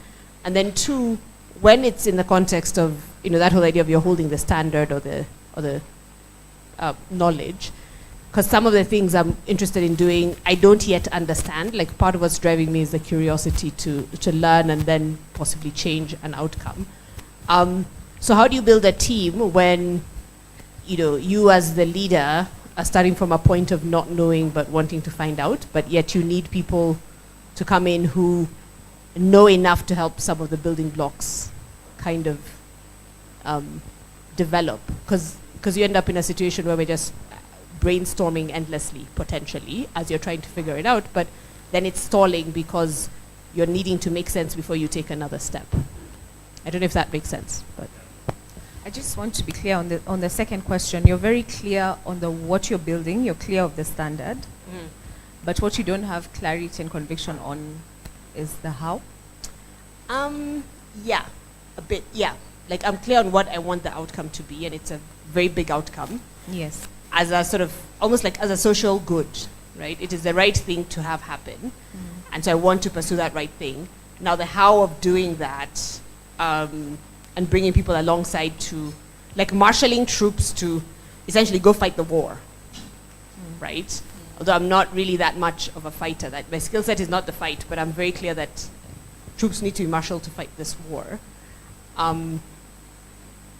Yeah, if that makes sense. Okay. So my 2 cents, and I know Ken will have a perspective, is that as a leader, I think sometimes we put too much on ourselves. All you need to have clarity is on the what and what that standard looks like. In terms of the how, you just need to figure it out with your team. And that's going to pivot over and over and over again. And that's why we're saying you start with the people. If you have the right philosophy and you bring those people in, they will brainstorm with you, they will think with you, but you need to give them space. And remember, there was words like openness. And then you figure out the how. But you need to go in the market and keep trying and trying. And that's why it's very nice when you start with these generalists that are hardcore, because at that time there's a lot of confusion and lostness. And then you figure it out together with the team. Yeah, so trying to say that I'm going to figure it out and then I marshal the troops, then you're not going to figure it out. You need them already on board. Yeah, that's true. And remember that the way that businesses start, I always say that, you know, business starts with a lot of humility. And what do I mean by that? You know, so when I look at Pani, we started in earnest really in late 2020, early 2021. So you have a thesis, right? And the thesis is that, okay, we are going to build a business where we help founders grow. It's a thesis. And by the way, that thesis has not changed from the beginning. So that you're very clear. And then you do a lot of research and say, okay, if I spend my time trying to fix that problem, is it going to matter? Is it going to be profitable enough for my time? You look at the data, you do your research and whatever, and you say, I think there's something there. But I always say where the humility comes from is just saying, now we do not know in what shape or form these helping entrepreneurs will be. So what do you do in that case? You can't hire a team because you actually don't know. You kind of know you're playing a ball game, but you have no idea whether it's a netball game, whether it's a basketball, whether it's football, whether it's American football, whether it's rugby. They're all ball games. So what did we do in Pani? We said, okay, we know that we want to lead, we want to teach through stories. So, you know, by chance, you know, sort of Kenna walked into our lives. Actually, you know, her and Koi were writing a book. They wrote a book. So we said, okay, so what did you study? Social sciences. And Kenna, you know, very quickly you get to know, somewhere across that story, she was top of her class. Her paper was the best ever, I think, in that whole class, whatever it is. So, you know, okay, so what are you looking for? You're looking for flexibility, learning ability. And then when we talked with Wangoi, we said we just have to make it worth our while for her to be with us. Because I think, Kenna, you were planning to go and do an MBA or kinds of something like that. So Kenna and us were together for what, 3 years? That's why we had no office, whatever it is, because you can't begin to take on costs because you actually don't know what ball game you're playing. You can't begin to recruit players and buying players from teams. It's expensive. You'll die before you actually start. And then so together, then we were now going out to do that thing that we said we'll do, which is being with entrepreneurs, coaching, teaching. And then what we used to do after every workshop, we'd go to a coffee shop. And for 2 hours, we'd just say, what have we seen? What problem do they want to be solved? And we did that for 3 years. So by the time I was hunting for Karogo, Femi, family calls him Karogo. You call him Femi. And so on. We had now known that, okay, this is certainly not rugby. It's not American football. It's certainly not netball. It looks like some kind of football. So you need a goalie, you need this, you need that. So you put 1 or 2 guys. So maybe this team, we will hire another 10 people, say, over the next 1 year. But it's because the game now is becoming very clear. Not only is it a football team, but we want to play Brazilian football. So you actually now begin to know what is the style of football formation, where do you get the players and all of that stuff. So you do it incrementally over time. So talent for the leader is actually probably the thing that you should spend 80% of your time doing. It's like it's a craft. You have to think about building the team like a painter. So for me, today, what keeps me awake at night, I say, okay, so Kim was the last guy in. I had 1 or 2 meetings with Kim, and then I started, tell me again, that guy, what's his story? And then I said, no, he's still got another 1 year in high school. I'm like, oh, damn, because he's really good talent. So what am I worrying about is who is the person after him and after him after him? Who are those guys? What kind of people? What kind of work are they doing? Like, you really have to obsess over that thing, because you assemble a team for a certain phase of growth, like the way you actually, a painter meticulously paints a painting. It's not spray and pray, see what works and all of that stuff. It's like you have to craft the team. It doesn't happen by accident. I like that, and I want us to shift gears a little bit. So we've talked really intensely about this hiring process. It's very meticulous. There's a lot of things you're looking for, and hiring against that people philosophy. But there are times where you bring some and it doesn't work out, right? So I want to ask about, how do you now purge the team when someone comes in and you're like, actually, no, this is not working. So rather than hiring, I want us to shift to firing conversation. How does that balance work? Because you're assembling your dream team.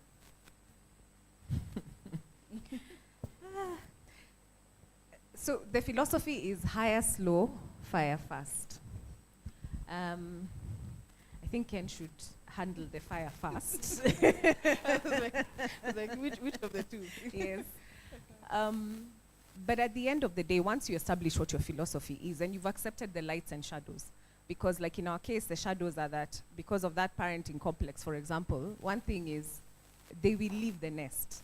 A lot of people are so scared. I'll train them. Someone said that, and then they'll leave. As we know for sure, because you've hired people who are ambitious, who have learning trajectory, who have a lot of life ahead of them, it is a fact that they are going to leave the nest at some point. And so as a result, we make sure that all the people we bring in are very good trainers of the next talent that's coming in, that they're constantly coaching and are becoming leaders. But having said that, I think I'd like to talk about the hiring slow. And it's resonated when Femi, I didn't even know we spent that much time talking to him. Establish your philosophy, the bare minimums, get away from JDs. First, hire for culture, hire for fit, hire for those things first. Decide, what do I really, really want? Because Femi came in to do data, but I think he only started it because of Komini 3.0. He's been in the business for 7 months now. And that is also very intentional. The fact that he was made to do an investor report first, the fact that he was made to do other things around the business means then he's not just doing tasks. He understands the why in the business in every aspect. Yeah. So when Ken and I needed to step away, it's not like he just comes and the only thing he does, is that myopic thing of just doing data. He understands the business as a whole. So I think because we were very clear every time, we said we're going to spend a lot of time testing for this learning trajectory, for the fact that the person is ambitious, that they are coachable, they are malleable, and they can do other things. So spend a lot of time. It may look like you're just having nice conversations. For us, we look like we're having a lot of walks in Arboretum. But at every time, we are determining these things, and are they really going to fit in the team? And then on top of that, then we are also selling them the mission. Because if they're good talent, then you need to sell them the mission. So hire slow. And then I'll hand over to Ken to talk about fire fast. All I'll say about firing is make sure, once you make the decision, once you have the courage, you have the conviction, you need to gather the courage, but also let it be a human process. It doesn't need to be inhuman. It needs to be respectful, very direct, and you give very clear and concise feedback. Ken was accused in his earlier days of firing people in the lift, which is why I think he should talk about firing first. There's certain myths in his younger life. I'm not certain that myth was that a fair? Is that a fair myth?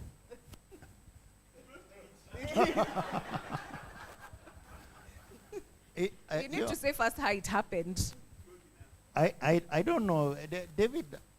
I'm not sure that's actually true. But let me talk a little bit about the fire fast. I think if you're very clear about what you want from someone, I think we'll all agree, actually. You know your business very well. Within a couple of weeks, somebody joining, you can generally get a sense of whether they are going to give you what it is that is needed. You know. And once a mentor told me, actually, a very experienced operating officer, so he basically worked on turnarounds for a long time. He always said in his experience, within 2 weeks, you know whether it's going to work.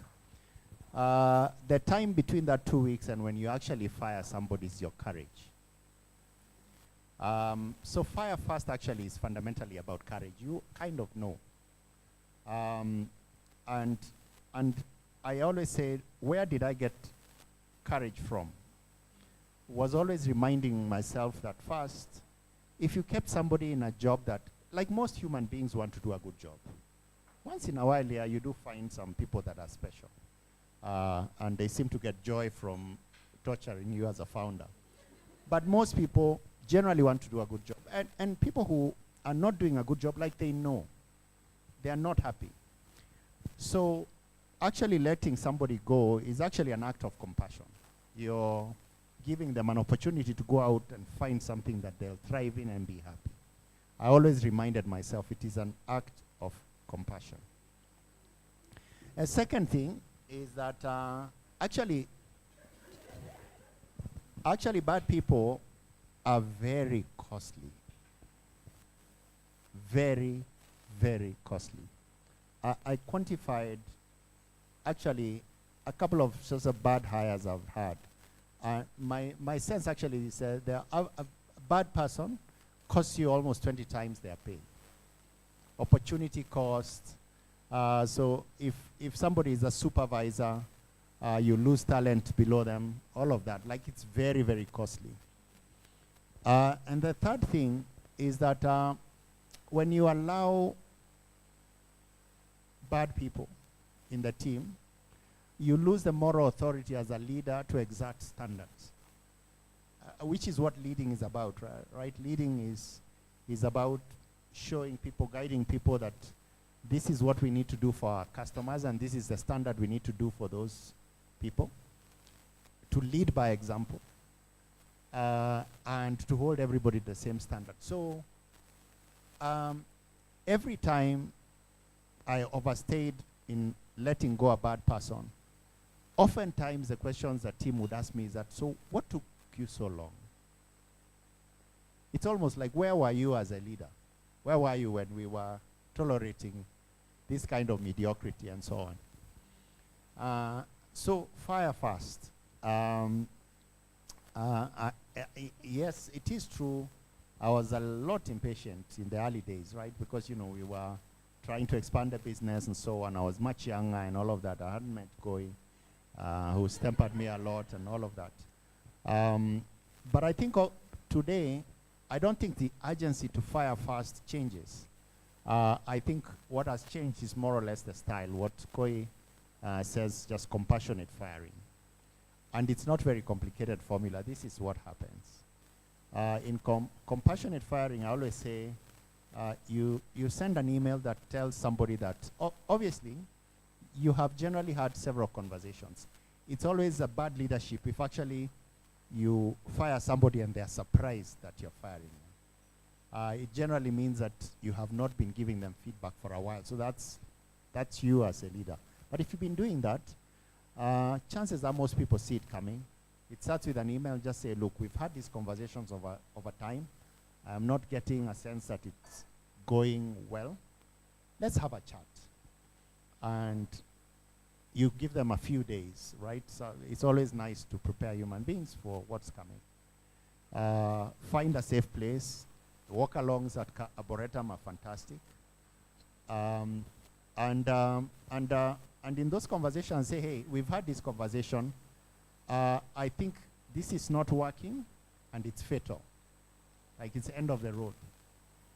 And this is why it's not working. This is what I expected. This is what I'm seeing. And then I would ask somebody, that's how I'm seeing it. How are you seeing it? And you have a conversation and actually listen, right? Because even for you, oftentimes when somebody fails, it's also, you possibly carry some of the blame. And if you listen intently and through that conversation, you don't come to alternative conviction that they need to stay, then you then say, okay, I heard you, but I think there's so much trust broken. I think this ends now. How do I make it easier for you to leave? I always found that always magical. And then say, why don't you think about it? Come back to me. And then people would actually go and come back and say, okay, my contract says 3 months. Can you give me another 1 month pay and whatever it is and things like that? And I always say, the business isn't going to collapse because of 1 month pay. Give them, it feels good. But then I always say, but then they need to leave like tomorrow, right? It's not, you're not going to hang around for 4 months, right? Because that's not good for the team. And I found actually that formula kills a lot of the hesitation that typically we have. You're worrying, are you judging somebody too harshly? Maybe you're the one who didn't train them well, and so on and so forth. And so you do that, but do not leave people that are bad and people that are doubtful in the team. It's very, very expensive.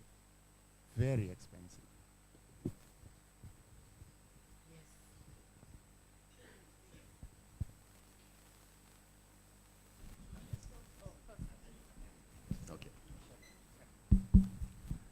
First, I just want to say that I'm really happy to be amongst entrepreneurs. It's a very difficult undertaking to become an entrepreneur. So I have a lot of respect for all of you. Secondly, the conversation about people is very important because one needs to see people as the most important asset they have. And if it's the most important asset, then you need, and I'm glad that everyone has a philosophy. You need to have a philosophy. But the philosophy should be tied to the business, not to you as a person. Because a lot of times when you see the business as yourself, then gradually you probably will not have coherence with the kind of people you recruit. You need to understand, I think the journey with me and Ken, first, the philosophy was always to go for excellence. So if there were instances when you saw that has dropped to the level of mediocrity, and I think, and mediocre doesn't have to be really, really mediocre. There are many levels. And it is true, Ken has fired some people. I think we've gone to, I don't know where Ken, you remember this, but this very well looked really very talented person who was working for Cellulant, and we were meeting with the team from the US. I can't remember exactly what the issue was, but we met in Karen. I think it was people from the cold storage or something like that. We were trying to build an aggregating platform. And our guys, this guy, and there was somebody else who was recruited who had done some work I think in Zimbabwe or South Africa, who was also with us. And before we finished coffee, I could see the body language of Ken, that these guys will be out of the door. He didn't have to tell me. And sure enough, because that was not going well, by the time we stepped out, he didn't tell me, but the next time I asked about them, actually there were 2 guys. All of them were gone.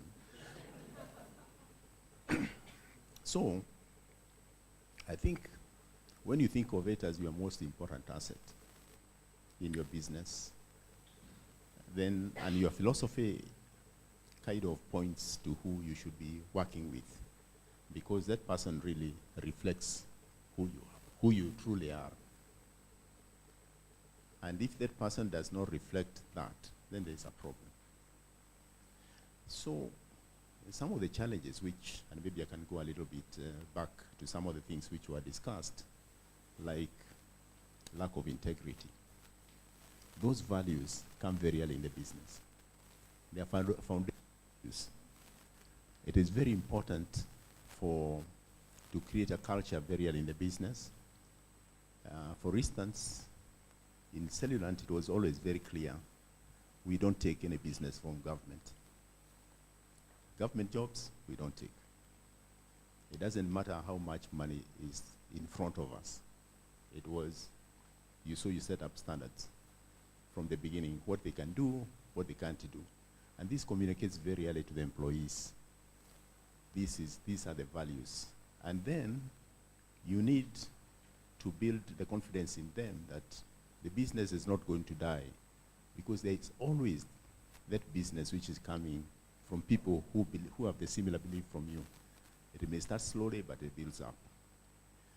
So this problem I see of finding it difficult to hire and fire, it is a real one. And it is not only in new businesses, even very old businesses. People remain the biggest problem for businesses. First, people are expensive. Second, they are people. You cannot really program them so that they can do what you want. Third, we develop attachment. And the attachment is a serious problem. So the decision to fire them, and most likely most of you have a lot of people you need to fire already. Maybe 50%. Maybe 50% of the people working for you should be fired. And either you are not taking time because you are thinking, now this person has a young family, all sorts of things. There are always very many reasons why you can't fire. Of course, or I've already spent so much money, and you simply have to take the decision that you just need to, when I was employed the first time, we were shocked because those days, the government used to employ us from the university. Even before you finish your exams, you're on the payroll unless you fail, so that they stop the salary. Then the person who is coming to give us the numbers, that is your employment number, they came to the university to bring that to you. I told us that, please bear in mind, there is nobody who is indispensable. For me, that has been a very clear learning, that you have to start with that. It's an asset, but it is not an indispensable asset. Therefore, you have to make sure that that communication is going to them all the time. That if that part of the team, if you have a team of 5, it is not coherent, most likely you don't have a business.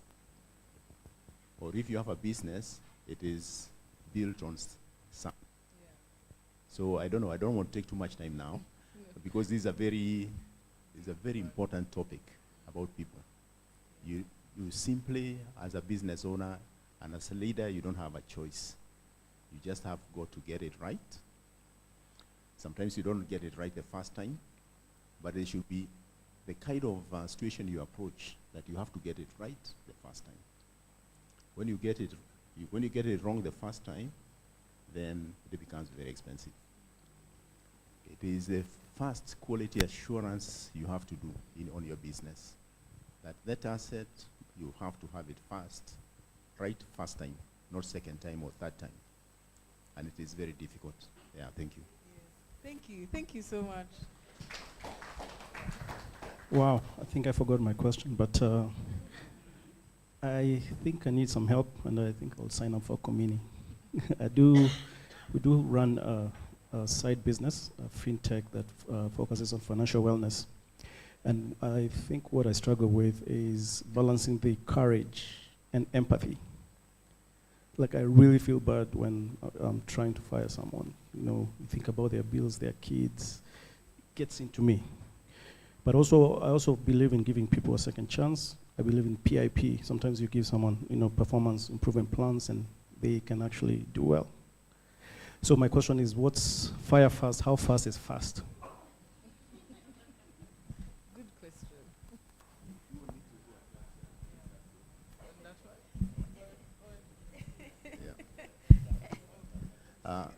It's very good to talk about these things with real examples. The first job which I did of firing was because people had to be fired. And there was no choice. I was given a job by the former, now it's KPMG, they were Pete Mawick. There was a tannery which had gone into receivership, and there were the receivers in Thika. It was the largest tannery in Africa that time. It had a huge debt. 100 million shillings that time was like $14 million. It was so much money. And I was a young consultant. So what do? You have 621 employees. 621 employees. You have never employed anyone. You're just a consultant. So the first thing which came to mind, because I just decided the only way to deal with this is, first of all, to just be pragmatic and practical. Move myself away from their problems and shidas, of course, and there were so many. And I know they are paying for their children's school fees, etc., and I appreciate that. And I advised the receiver manager, since there's no money, we have to establish how many people we need out of these 621. So those 621 were fired the same day. The receiver manager organized, and there is no pay, the same day. Organized, those letters were given the same day. So that was the first action. The second thing, which I think is important, was the rehiring, which now you need, because you don't want to close the business completely. And what I did that time, I decided to rehire them one by one. First, administration. You need people who you have to deal with.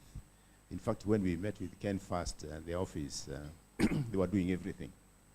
And I think the first thing which was to get somebody who would be answering the phone, taking messages, and doing those kind of things. So in this particular case, you also need to do that. That's a person you need. You have to understand who is really core.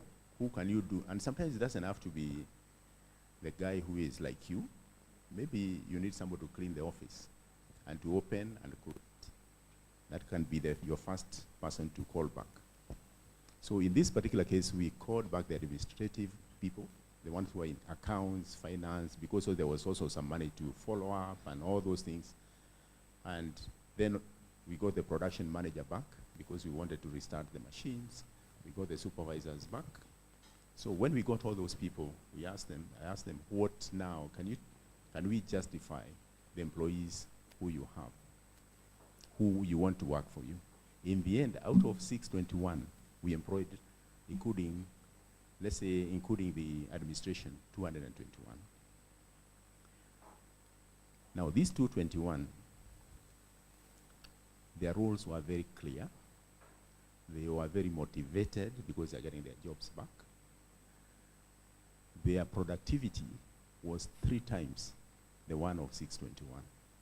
And the business eventually went out of receivership. So you can see what happens with your business. You see, when you don't allow your business to fire people, your business is not changing because people provide the change. And a business which is not changing is slowly dying.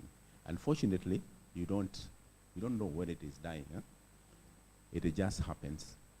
So you really have no choice. Just like at the end of the day, you must have a meal to keep yourself alive. The business also needs that. Firing is like that. That you must give business that life to keep it it keeps, is a resource which the business needs. That's why you call it capital resource. I mean, human capital resource. It is just like you need to keep on giving that. Otherwise, it's like food.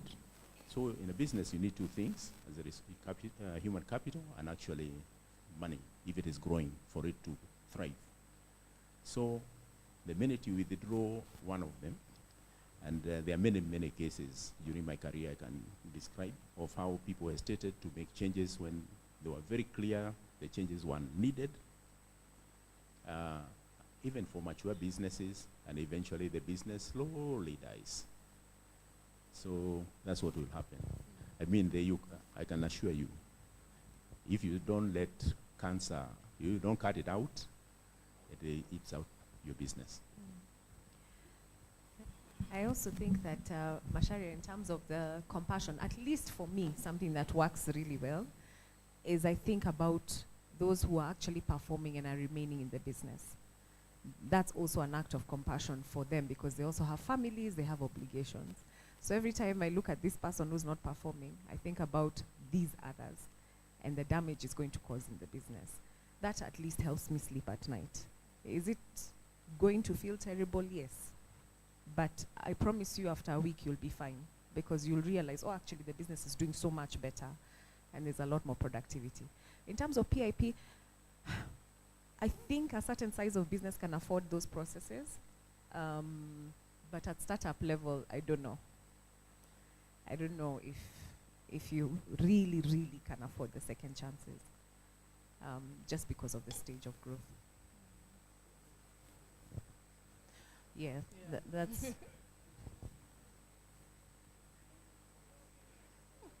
The lawyers in the room, so I'm just going to be cautious.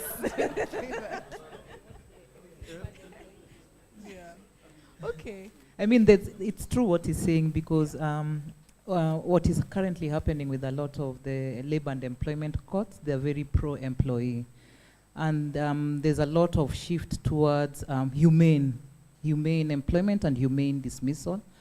Giving good reasons and giving second chances are really recommended, unless it's worst case scenario. So if you're going to fire first, like he said, it'll be good to bring a lawyer or a HR specialist on board, the lawyers in the room, to just kind of guide you through the process because again, it'll be another expense to pay a lawyer and then court may award damages, then you end up paying this person a lot more damages than you had budgeted for had you followed due process.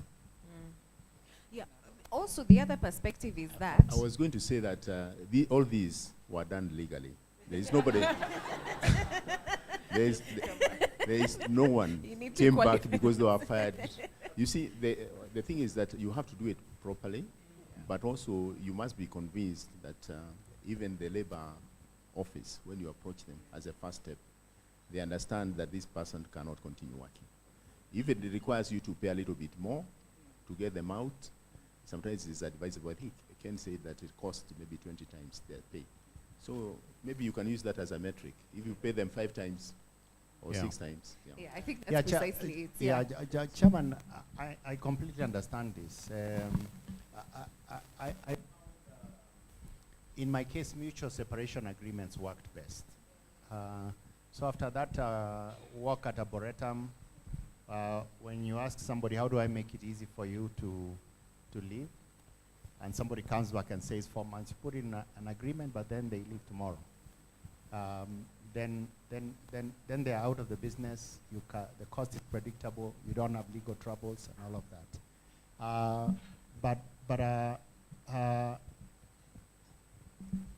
And I don't know how to say this. When you're building early, I would say bad talent out of legal troubles anytime.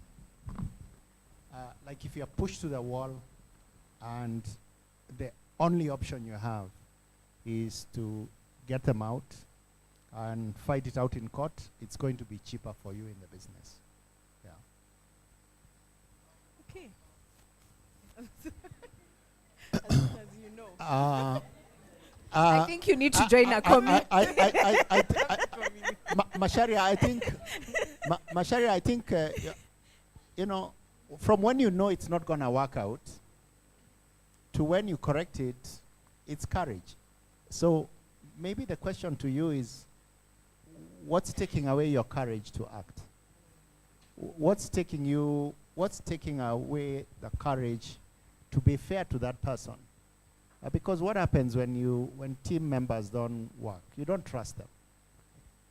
There's nothing more difficult, even for you when you think about it as an employee, if you work for a leader that doesn't trust you, like it's a horrible place to be. So why do you want to subject your person to that kind of thing? Like, you need to be kind. Yeah, you need to be kind. Compassion. You need I'm to be. going It's to a pause. Yeah. We'll need to pause on the firing conversation. And I understand this is your story, that you're worried about their kids, but surely you can't worry more about my kids than me. Yes. I need to just do a good job and perform. One more, the last question on the firing one. On firing. And you fire them consecutively. How do you then sanitize that process to your customers who keep, calling, oh, I want to talk to Winnie. Winnie is no longer with us. I want to talk to Carol. How do you sanitize a process where honestly you're saving the business, but also now you're starting to look unstable to your customers? It's very interesting. For a very, very well-known large company in this Kenya that had a CEO that at one point had initials MJ. I remember once opening a newspaper, and there were 2 pages and pages of vacancies of a finance department. He fired an entire.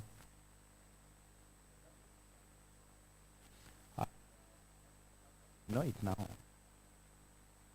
Like, all these other customers will ask and so on. It's like it's your job to explain to the customer why you fired them, right? You fire them so that the business, you can actually provide better service.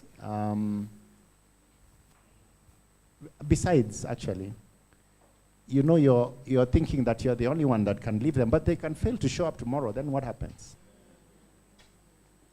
You still have to explain to the customer, but you'll survive. You're not going to close your business because what's her name? Winnie didn't come to work. Okay, so by show of hands in the room, who has someone or at least one person in mind on their team that they feel like, don't worry, there are no cameras.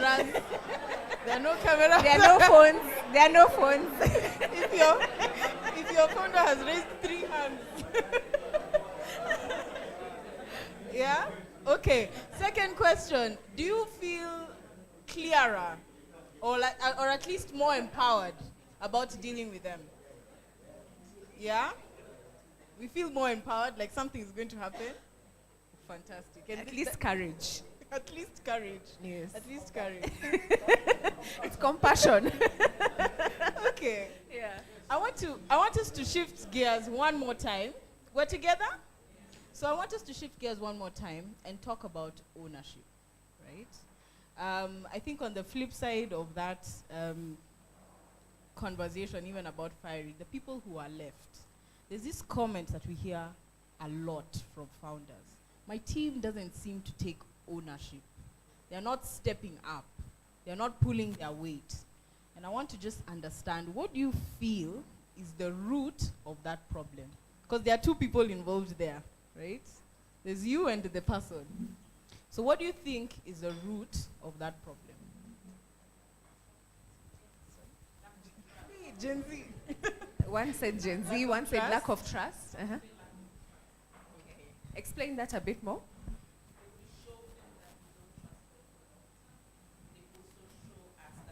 Trust us for long term. So in case there is a mistake, they don't own it. They say, ask the boss. If there is something that is not working so well, they will say, I don't know, maybe wait. If they have done something wrong, they will blame you as the boss.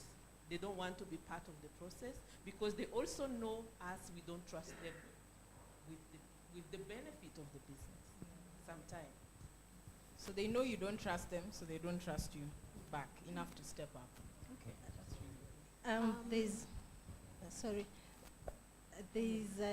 I agree with her that we don't trust them, but there are people founders that know their vision, know what they want from the business, but we do not know how to transmit that to the team. I know what I want, I know what the business is about, I know the vision, but I am a doer, I am not a trainer. I do not have the patience to train them. I do not have the way to just impart what's in me into them to execute, so they don't feel confident, and then we blame them for not executing the way we want them to, and we have not trained them to do it. Yeah. Secondly, there are people in your team that do a really good job, and you mistake that because this person can do their job well, maybe they can lead a team and make them do that. There are people that are just good executors of what you've asked them to do. But if you put a team under them, they don't know how to manage a team. So not everybody that does a good job can become a leader of a team to do the same thing. Yeah. I'm hearing a lot of resonance in the room. She said the exact same thing I was going to say. The inability of a leader to translate the mission and vision to the team.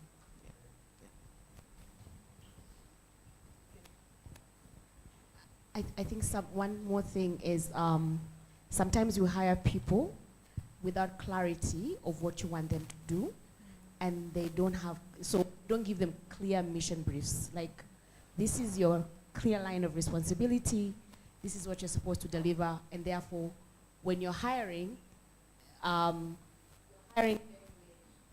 problem statement, but not mission brief. Not hiring a mission. I think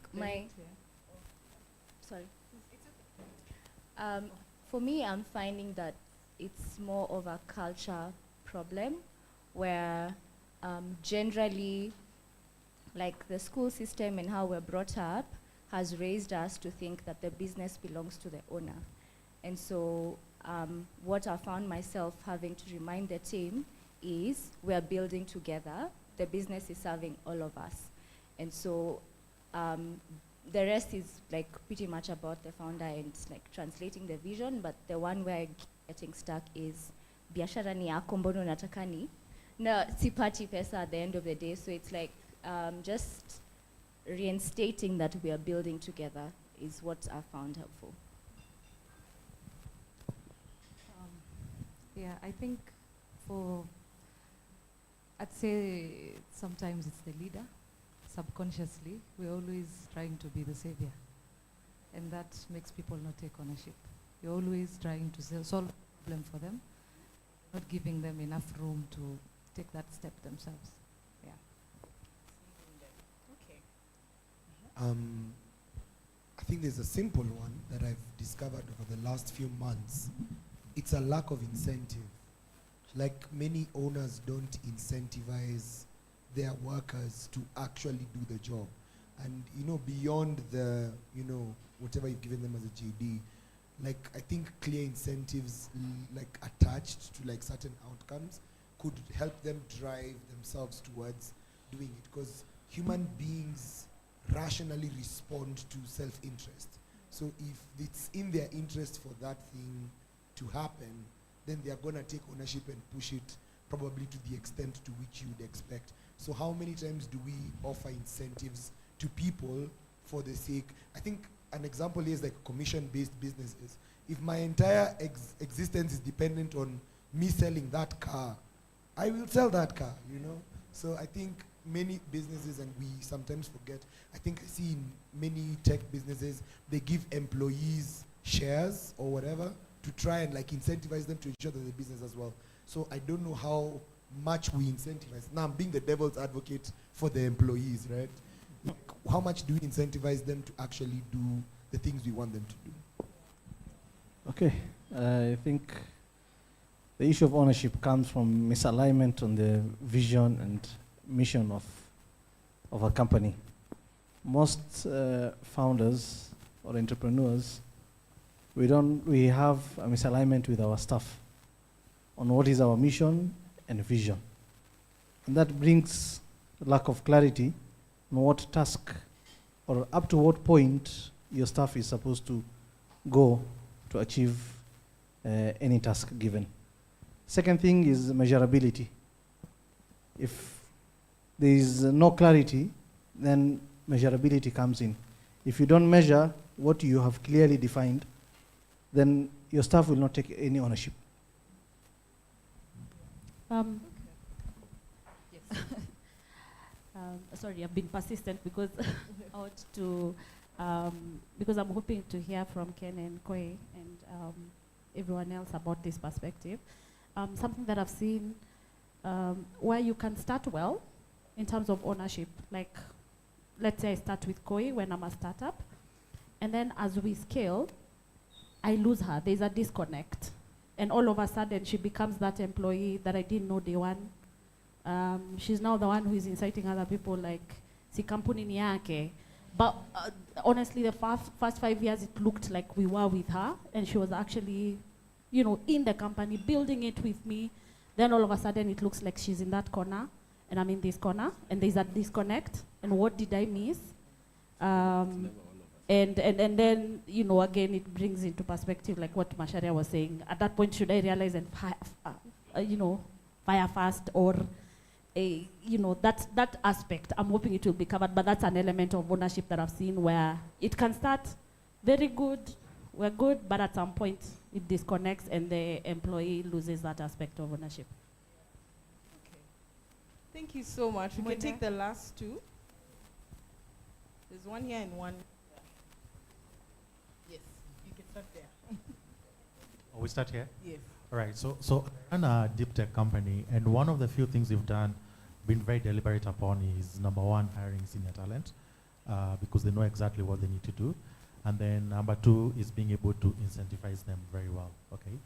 But one of the challenges I've seen with a few people here and there over time is complacency, right? And I see this a lot because we have team members pretty much in all the continents of the world, apart from one. And I see a lot of complacency, especially when I look at my people, right? The at least mentality. At least I've done this thing. And for me, that is usually something that I'm trying. And when you compare their performance to other people in other areas, they're actually very, very deliberate about what they do, you know, and they're paid pretty much the same, right? So I see a lot of complacency.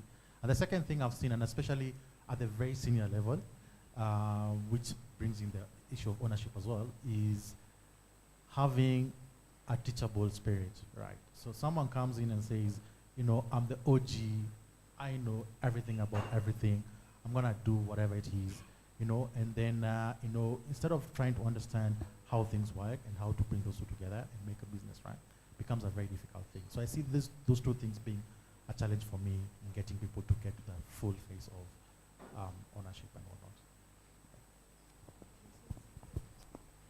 Hi, my name is Ishangi, and I'm a serial entrepreneur. And I think ownership comes to incentive, as was said earlier, and for different levels in the organization, the incentive typically looks quite different. And I think if you take a step back, we said we're entrepreneurs because we want to build wealth or we want to build longevity. And that's our own incentive to take ownership. But what does that look distilled throughout the organization? So for, let's say, support team members, what does that incentive look like? It can look like bonus-based objectives. If you're able to achieve this, then you will earn that. However, for higher ranks in the organization, then it would be employee stock options, as it was rightfully said earlier, because these are people who have more long-term objectives. I'm no longer looking to provide for today, but most likely for, I'm not looking to earn today. However, I'm looking to earn from dividends in the future. However, for the lowest rung in the organization, then typically it would be, I would like to earn more next month, as that's a visible change in my livelihood.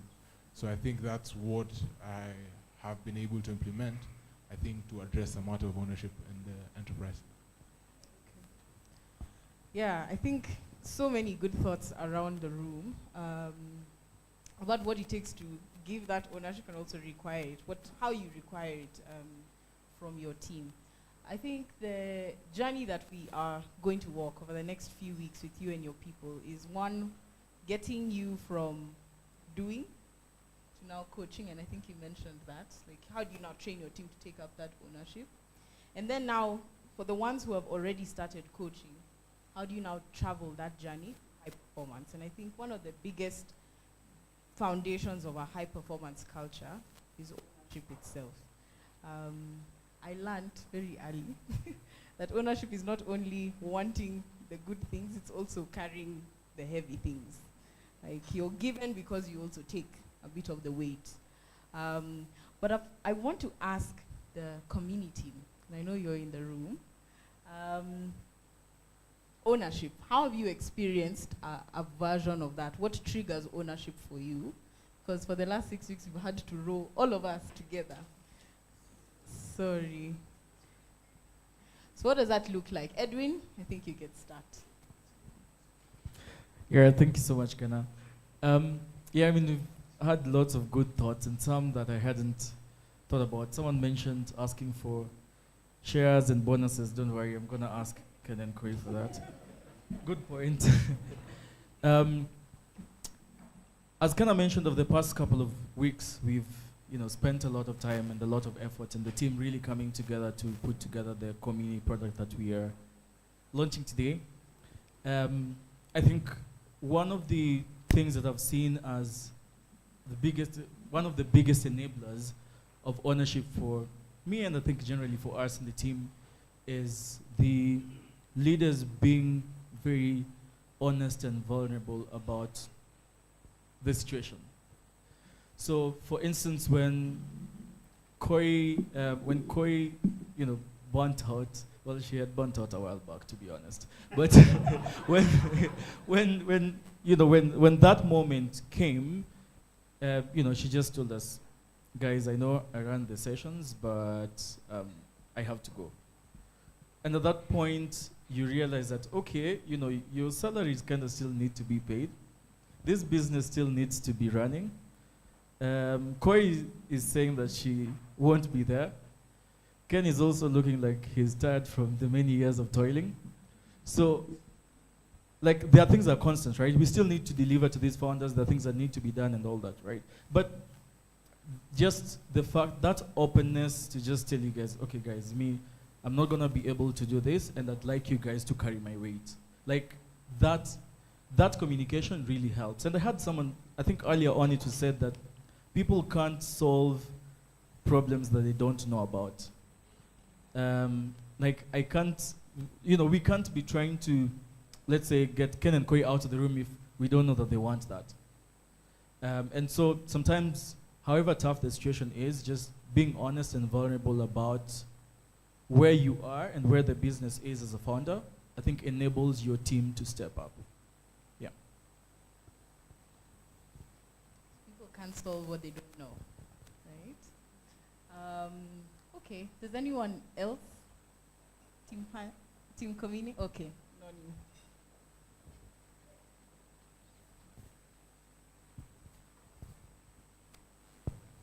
I think for me, I'll talk about place of ownership. At the end of the day, just like Edwin said, from the vulnerability, we also know that at the end of the day, the frog is ours. So we still understand that even if we're scared, we're a bit anxious about it, imposter syndrome is still kicking in, we still show up. We still understand and even when we're like, oh, Ken, Koi, please help us, Kenna, please, they are throwing it back to you and being like, yeah, but like, what do you think? What are we gonna do? And it's a thing of, you just have to gain the courage, step in, and show up, because we understand that at the end of the day, the salaries have to be paid, and we still, all of us like money in our pockets. We have to make the money together. Yeah.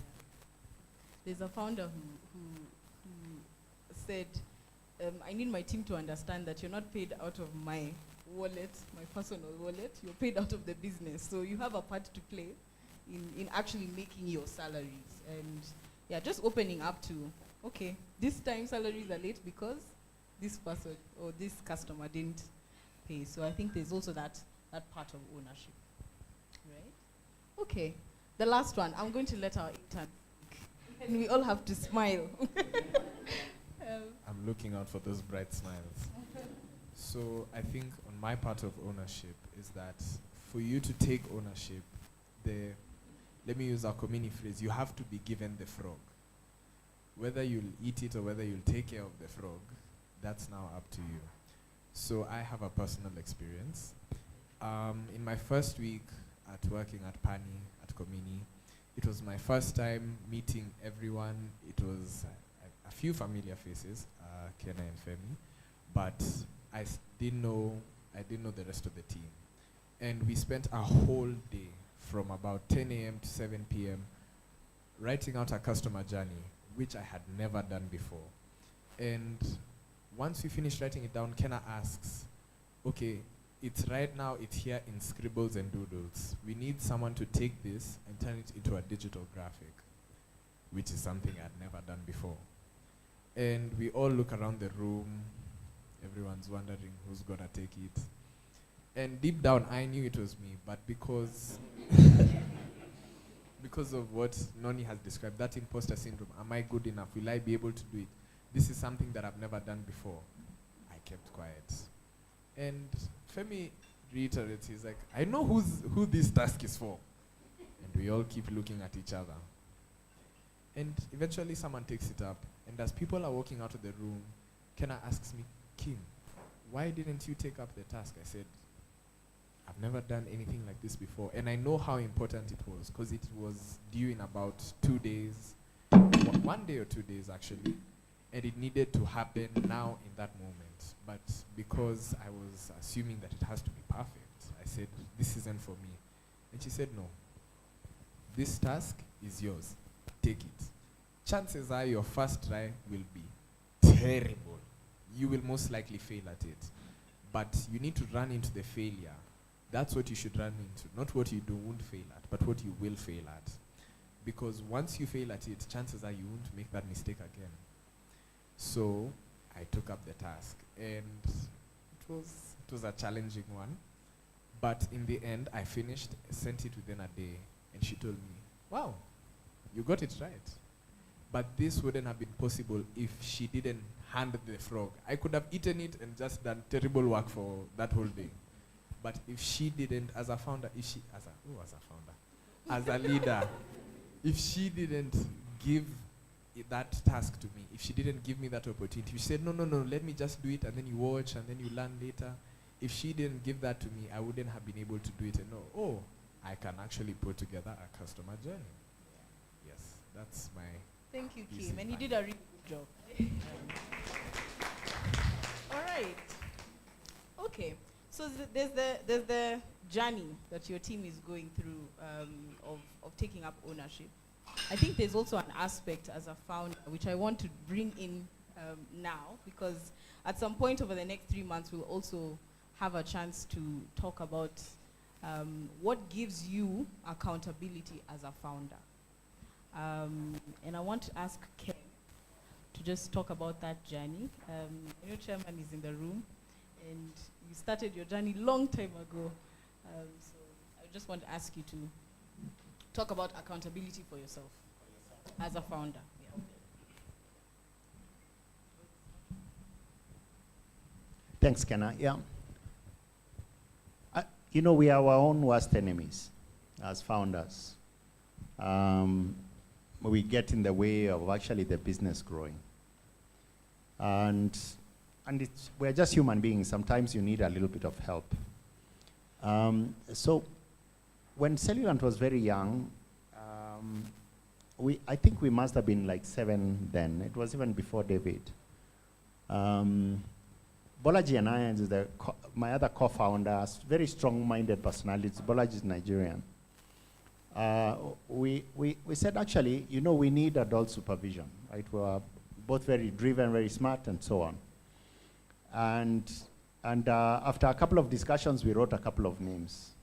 So on that name was Dr. Kiruthu, and then there was 2 other people. I was hesitant because Koi and I had just gotten married, and you know what they tell you in Kikuyu? Adoni, right? It's like in-laws, like arm's length. But after long discussion, we just had this deep-seated conviction that he was really probably the right person for the job. So I spoke to chairman and we had coffee, tea, I think at Parklands Club, I think at the time. So we explained to him what we were doing and we invited him to join the board. So chairman listened, asked questions, very keen to understand what the business. After listening, he said to us, okay, I don't quite understand what the business does, but I think I have a good sense what your vision is. And that you look like you have a lot of conviction, but so maybe to understand some more, can I come to the office and spend some time with the team there? Preferably when both of you are not there. And we were, both Bolaji, I must say, were very nervous. So chairman went and spent an afternoon with the team. There was about seven people then. And then he called me later and said, you know, I spent some time with the team, very interesting team, very young people, dynamic, very smart, also committed to the same vision.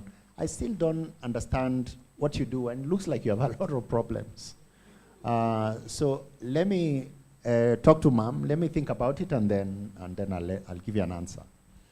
And thankfully he accepted. And then he said, okay, let's have a board meeting. When do we have a board meeting? We set a date. That board meeting ended up being the most uncomfortable thing I was ever in. And frankly speaking, by the way, until I retired, this is the only time when I walk into board meetings comfortable. My boardroom was never, ever comfortable to the day I retired, because they were always very frank, very tough conversations. And that culture started from when we were that young.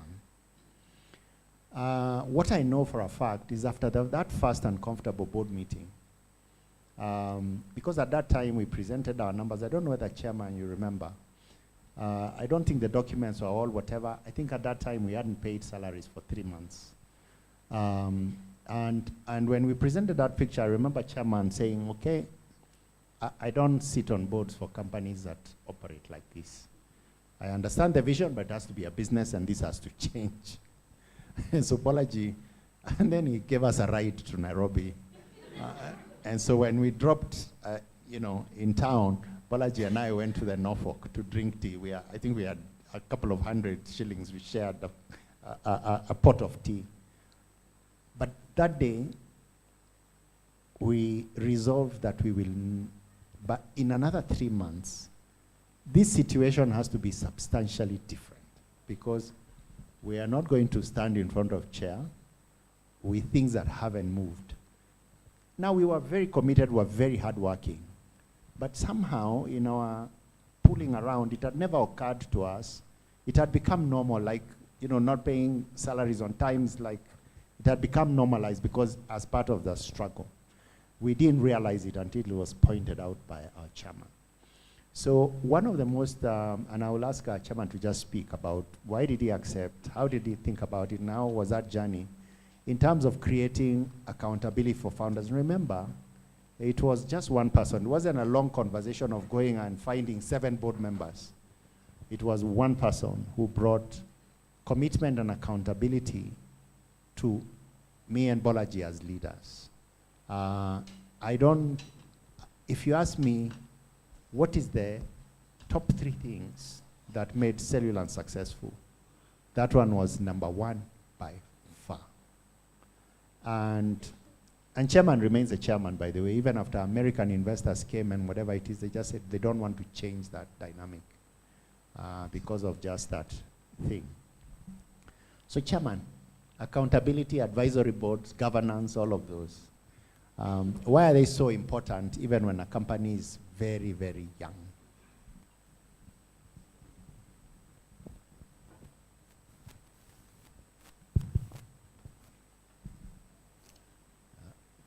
Yeah, this is a very interesting subject for me because it's about governance. And it sets the tone of what you want to be. So the Cellulant journey, of course, was very difficult from the beginning. because it was very clear, the message was very clear that the business was technically insolvent at that stage. But as I said earlier, we discussed about people. People are everything. So why did I accept that? There are two reasons. One, and the first one, and by far the most important, is people's commitment, founders' commitment to due diligence, and it was also very clear to me that there was commitment to do world-class stuff. And with that goes with world-class governance.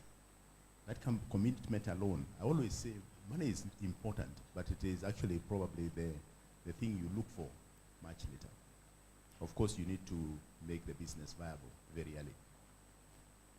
So it's looking at the people, being perceptive about their commitment, integrity, what you can pick. I know there was a question about how do you stay with a person for 5 years and then you find they're different.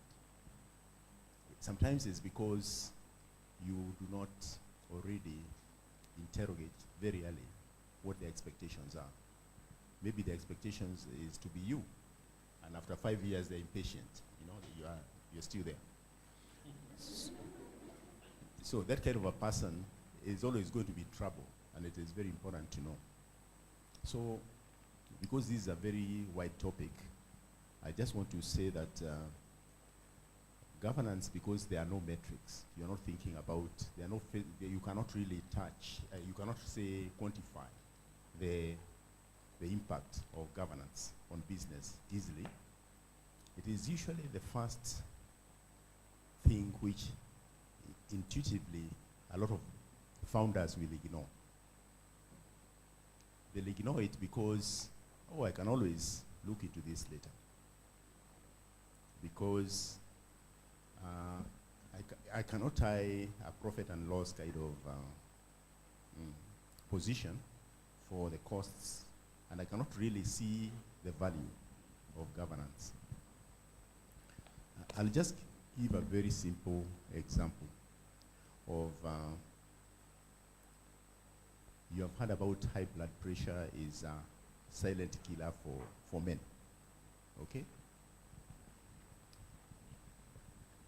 You cannot, a lot of people do not know when they have high blood pressure, it just comes, isn't it? Maybe even this guy who was taking pictures here, he had high blood pressure and he collapsed. Could be, I don't know. Stepping away from governance makes the business very vulnerable from the beginning. And because when you start setting up a governance structure which is sound and structured, it first of all sets the tone of where you want to go. It also this kind of directs direction for those people who will work with you, even if you are a very small business. It also relates to the mission of the business. And therefore, it is also very easy for people who work with you to understand the mission and the values which go with it. In the case of Cellulant, there was a mission to build something very big. If you think, and I know Ken had a few employees who thought that this cannot be done. You know, Ken is just dreaming big. Those employees will not be the right employees. They'll go very soon. There are those who will buy into the mission. I'm sure that's what David did when he was in second year at the university. And so that mission and how that mission will be rolled out is set at a governance level. And then the founders need to do the visioning very early. And this visioning, most of you with businesses already have a vision. But maybe you have not explained yourself very well what the mission is. Maybe that is still some work to be done for a number of people.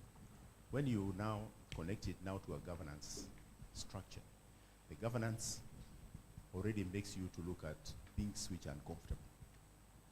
One, you need to pay tax, and even if you're not paying tax, you need to have some kind of a reporting structure. So that is one. You need to ensure that you create values. For it, I know I heard from some of the founders that they're having problems with their, it's very difficult to transmit to employees the fact that they should not be involved in areas where there's lack of integrity.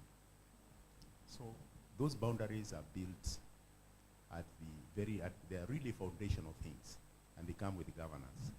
This is the values of the business, and it is entrenched somehow in the charter, board charter, which you slowly craft. Because when the business are very young, you can't have a real, you have a kind of a living document which you change from time to time. But it informs everyone who is in the business that they have to be accountable, not to their CEO,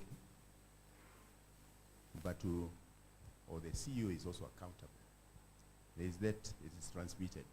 Even if the CEO owns the business, there is an independent body which guides the CEO on what needs to be done to get things done right. Of course, this is based on the vision of the business. So it is also very important to pick the right people. And there are people you can pick just because they have been in boards, just to fill a vacancy. That's not what I'm talking about. There should be real value addition which they bring in, and this value addition should be based on the fact that they are willing to understand in details of how your company runs. And they are willing to also, when there are issues, to come to your defense because they can stand for you. For instance, if one of your employees takes you to court because maybe you fired them, but your board is supposed to tell you, or you are supposed to report to your board, which the board will let you know what you need to do, what are the limits of actions. Your board also, to a large extent, also creates credibility for you as a business. Because a lot of businesses, most times they sometimes reach out to banks to get additional funding. You know, as a business grows, it asks for more money, most of the times. True, not, and that will not stop. So problems of a young entrepreneur do not change. They actually increase. The bigger the business, the more asks it will have of people, of money, and that process can be that journey can be very lonely for them, for an entrepreneur, if there is no sounding board of what is, an accountability of what the company is doing. So it is very important from the beginning to set those governance pillars which will guide the business from very, very early. Then you'll find your attitude to paying tax or reporting on tax is changed, and it's also structured. Your reporting structure, your annual financial statements are out on time because you need to table them with your board. These are all very inconvenient. But also, it's like all of you pay insurance for your cars. Why do you pay insurance? It is because your board also gives you some kind of insurance when there are problems, that they will be there for you to work with you through that problem. There's no business which will stay without, there will be good times for the business, it has a life of its own, and there will be bad times. So when the bad times come, your board becomes very valuable. So in the case of Cellulant, I think I've been a long running, they have not fired me yet, chairman, but also I've had the chance to become a chairman in other companies as well. The story is the same. It doesn't matter whether if you have the wrong board or advisory board from the beginning, in fact, it is so important to have the right people. It is just like you know, if you have bad company as a person, it is going to rub on you, isn't it? It's the same thing. Even if you have bad governance, and you know, I think I'll just talk about a bank which all of you know, Chase Bank, which had the misfortune of participating in a placement just before it collapsed, you know, investing just before it collapsed. That bank had everything else going well for it. Everything was, they had a very good product, they had a lot of committed clientele, they didn't have cash flow issues, but then they had this high blood pressure with a vessel in the head which was about to burst any time because they did not pay attention to good governance. What did they have? And I can say that because I know. The first time I walked to the AGM, there was somebody who was almost senile, was the chair. I do not want to mention who it was, but it was a shocker because the guy could not follow any proceedings. The CEO was running the show, and I can tell you that AGM took like 30 minutes. 30 minutes for a bank. So, and everything which the CEO wanted passed, he had already prearranged who was going to say yes, who was going to say second. It was all organized. You could sit there and see it was all organized. So it makes it very easy for the CEO. The central bank is very happy, their reporting structures and everything. But in reality, there is no accountability. Absolutely. And this is not even one of the small businesses. It's a big business. It was growing like crazy as a bank. But as it grew, they forgot one thing, that you have to respect governance. That governance is so fundamental into what you build. It sets the tone for everyone. So it sets the values for all the employees. And believe me, people get used to not stealing because they already know even before they get employed. In this business, you can't steal. Yeah? Because if you steal, you are not, even the person who is next to you, who is another employee, is the first one who will say who you are. I'm sure there was a lot of commitment. Sometimes you don't even need to police them. You know, it's like you can keep your whole house with the doors open, and that is also important. With the doors open, but nobody tries to come in if they are not given, if they are not told to come in. Everything starts from there. So success starts from there, and the failure starts from there. If you get it wrong at that time, when you're setting up your board or advisory board or council,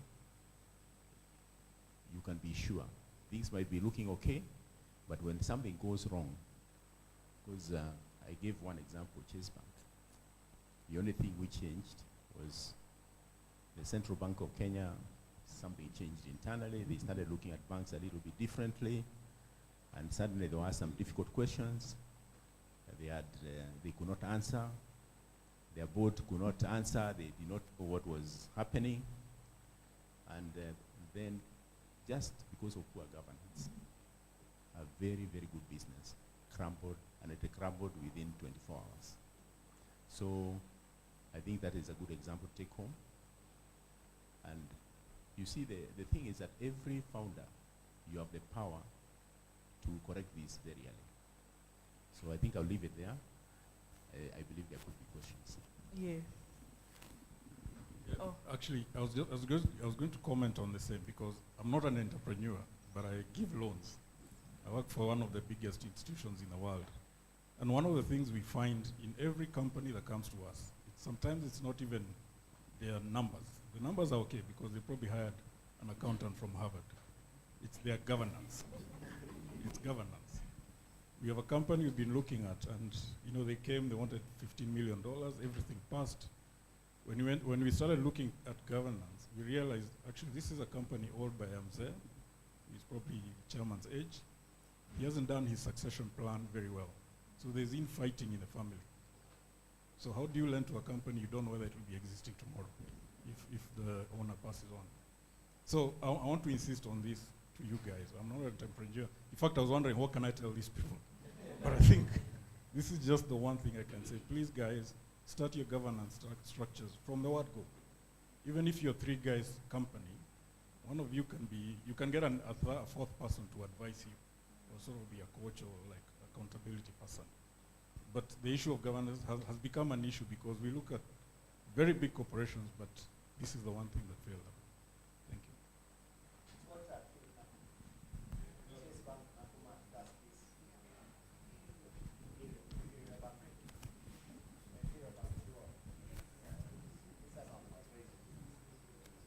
Okay. And by the way, when chairman became our chairman, as we were, I think, 1.5 million bob a month company. So you're never too small to start governance. So don't walk away here and think, okay, well, you know, Cellular is a big company or whatever it is. You start from the beginning. It's just like children. Yeah? You start to teach them to be polite from when they say their first words, right? Okay, I think there's a question. Hi everyone, my name is Sharon. Thank you, Chairman. That was very insightful. It made me wonder, how do you know who's good for your board?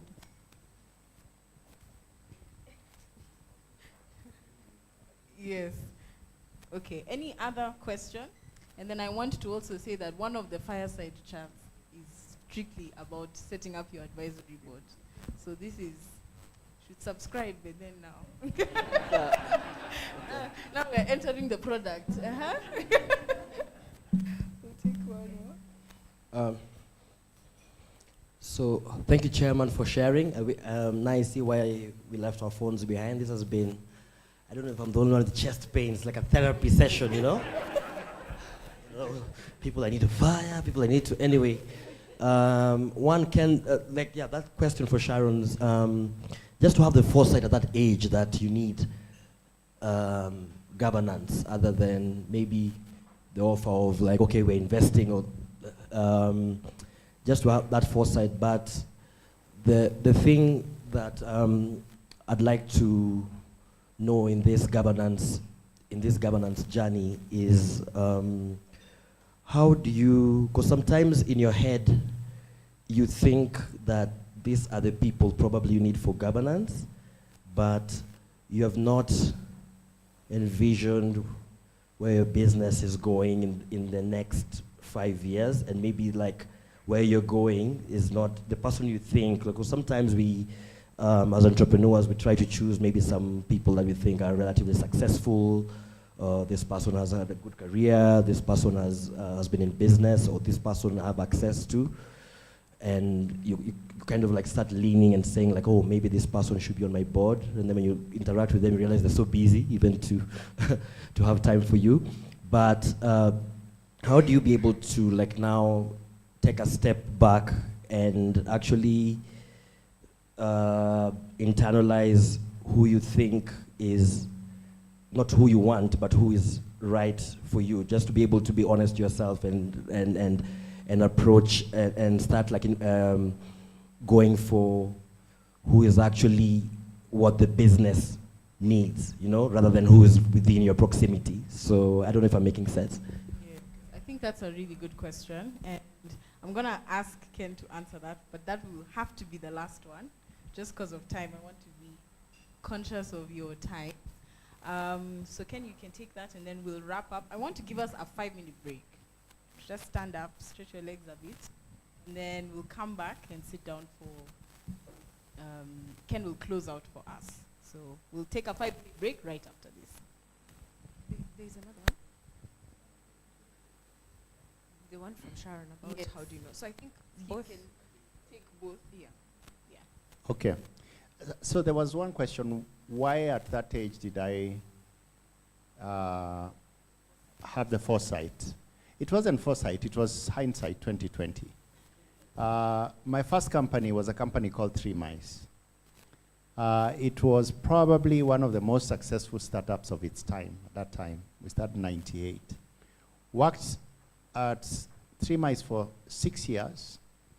Hard work. In the end, walked out with nothing.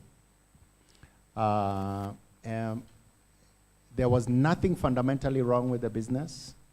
But because we didn't have a governance structure, as co-founders, were 3 co-founders, as vision drifted in a service business, basically we needed to hunker down and do client work for what were really blue chip companies. And because we didn't have that governance structure, the partnership drifted apart in the end. The company, it became untenable for the company to actually survive. So I walked into, and then when you look, I looked around, every African business that was exceptional had collapsed because of governance. And so it was just a matter of survival. Like, we knew from very early on that if we don't get governance, we are not going to survive. So that's why. Now, what did we see in Dr. Kiruthu when we made that list of 3? I think by far the number 1 quality was integrity, right? Because that was a fundamental value of the business. That was, I think, number 1 quality. Second was a commitment in the business doing well. I've seen a lot of entrepreneurs who have board members who never even remember they sit on that board. Like, right? And you mostly, because you chose them for the wrong reasons, you say, okay, this name looks nice on the brochure when I say this is my board member. I can tell you, in every setting with chairman, he's always selling. Me, I'm very introverted, so I'm very shy. I don't sell as such. So just a commitment, that somebody who would commit the time and effort for the business to do well. And that always creates a third thing, which is called tough love. His son-in-law, maybe he could have thought that, okay, I don't want to hurt this guy's feelings and whatever it is. But when he listened to the thing and the numbers didn't make sense, he just says, okay, listen guys, you guys have a good vision, but you don't have a business. And he made it very clear. He just says, I do not sit on boards for companies that look like this. If for me to continue to be here, this would need to change. So board members that actually give you tough love, because as chairman said, it's accountability. That's what you're looking for. Bolaji and I, for a year and a half, we were low unto ourselves, right? And so that changed. And you can imagine, if you believe in the power of compounding, that was 2005. Every quarter we had a board meeting, every quarter without fail. So even today, now chairman and I'm out of the business, David's out of the business, they are shareholders now. One thing everybody knows is that there'll be a board meeting.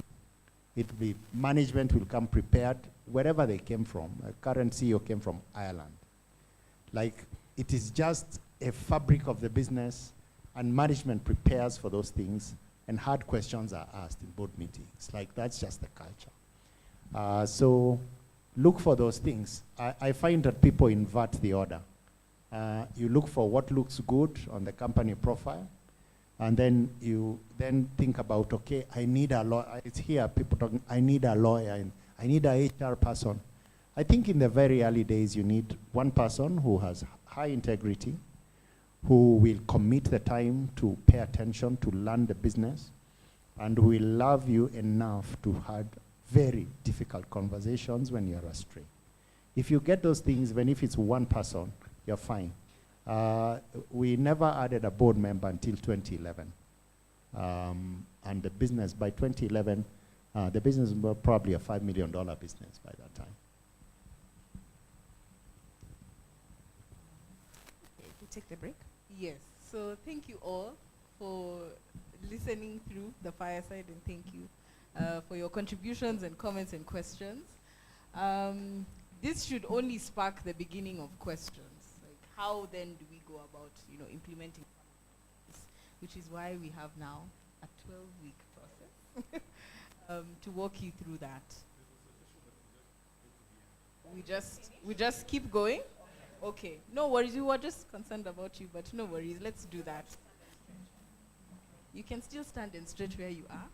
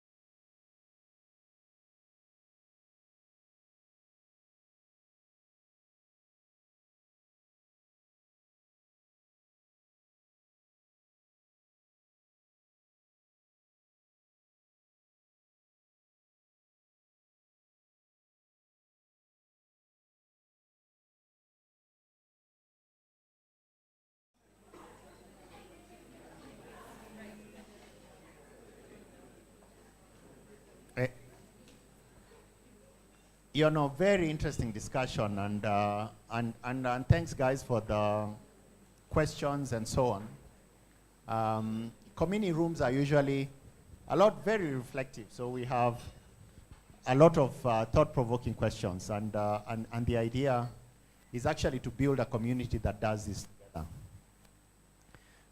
So it's always very nice, obviously, to gather ourselves in one room.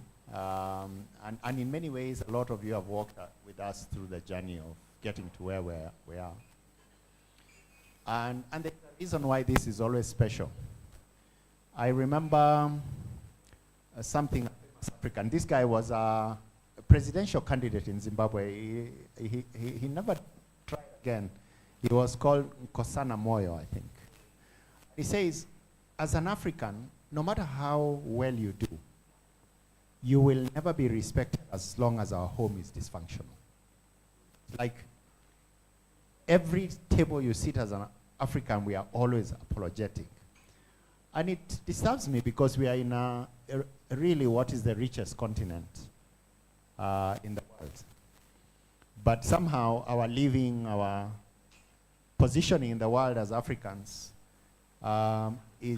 just doesn't reflect the wealth that this continent can have. And so that actually defines this particular mission that we are doing. This is not just a program for our founders, it's actually a mission. And it's more than calling you to join a program, it's actually calling you to join a mission. Our mission has several fundamental beliefs. Number one, it's us Africans that are gonna fix our continent. There's nobody else. The Chinese, America, none of those continents were actually developed. The Americans built America. The Chinese built China. It is us who are going to do it. And for us to do that, we have to generate wealth. We have to manifest wealth. That is, we can't always be poor and asking for foreign aid. We have to generate wealth. And to generate wealth, we need high quality leadership in businesses and high quality businesses that are generational. That's what we're going. And generational businesses are built by founders who grow, founders who become. And I'll just share very quick some thoughts about our journey and that journey of just becoming and why it's very important to do that. I'll start on a lighter note. Sometime in October 2018, but could have been September, could have been October. This gentleman here, we call him Mr. Komini. He's a god. Mr. Komini and Mrs. Komini are the godparents of our children and us, theirs. So he was traveling in London and he calls Koi. He's like, my sister, you're trending on the internet. So it's like you're the top search on Google. So Koi was very shocked. He's like, what do you mean? He's like, yeah, the top search actually in Kenya today is Ken Njoroge's wife. Now, I don't know what their motivation is, but Koi and I had a good laugh. But we knew generally what the source of what was the trigger of the headline.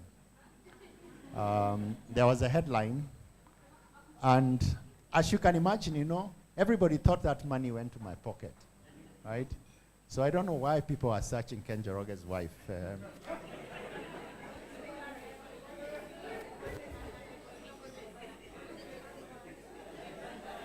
Yeah.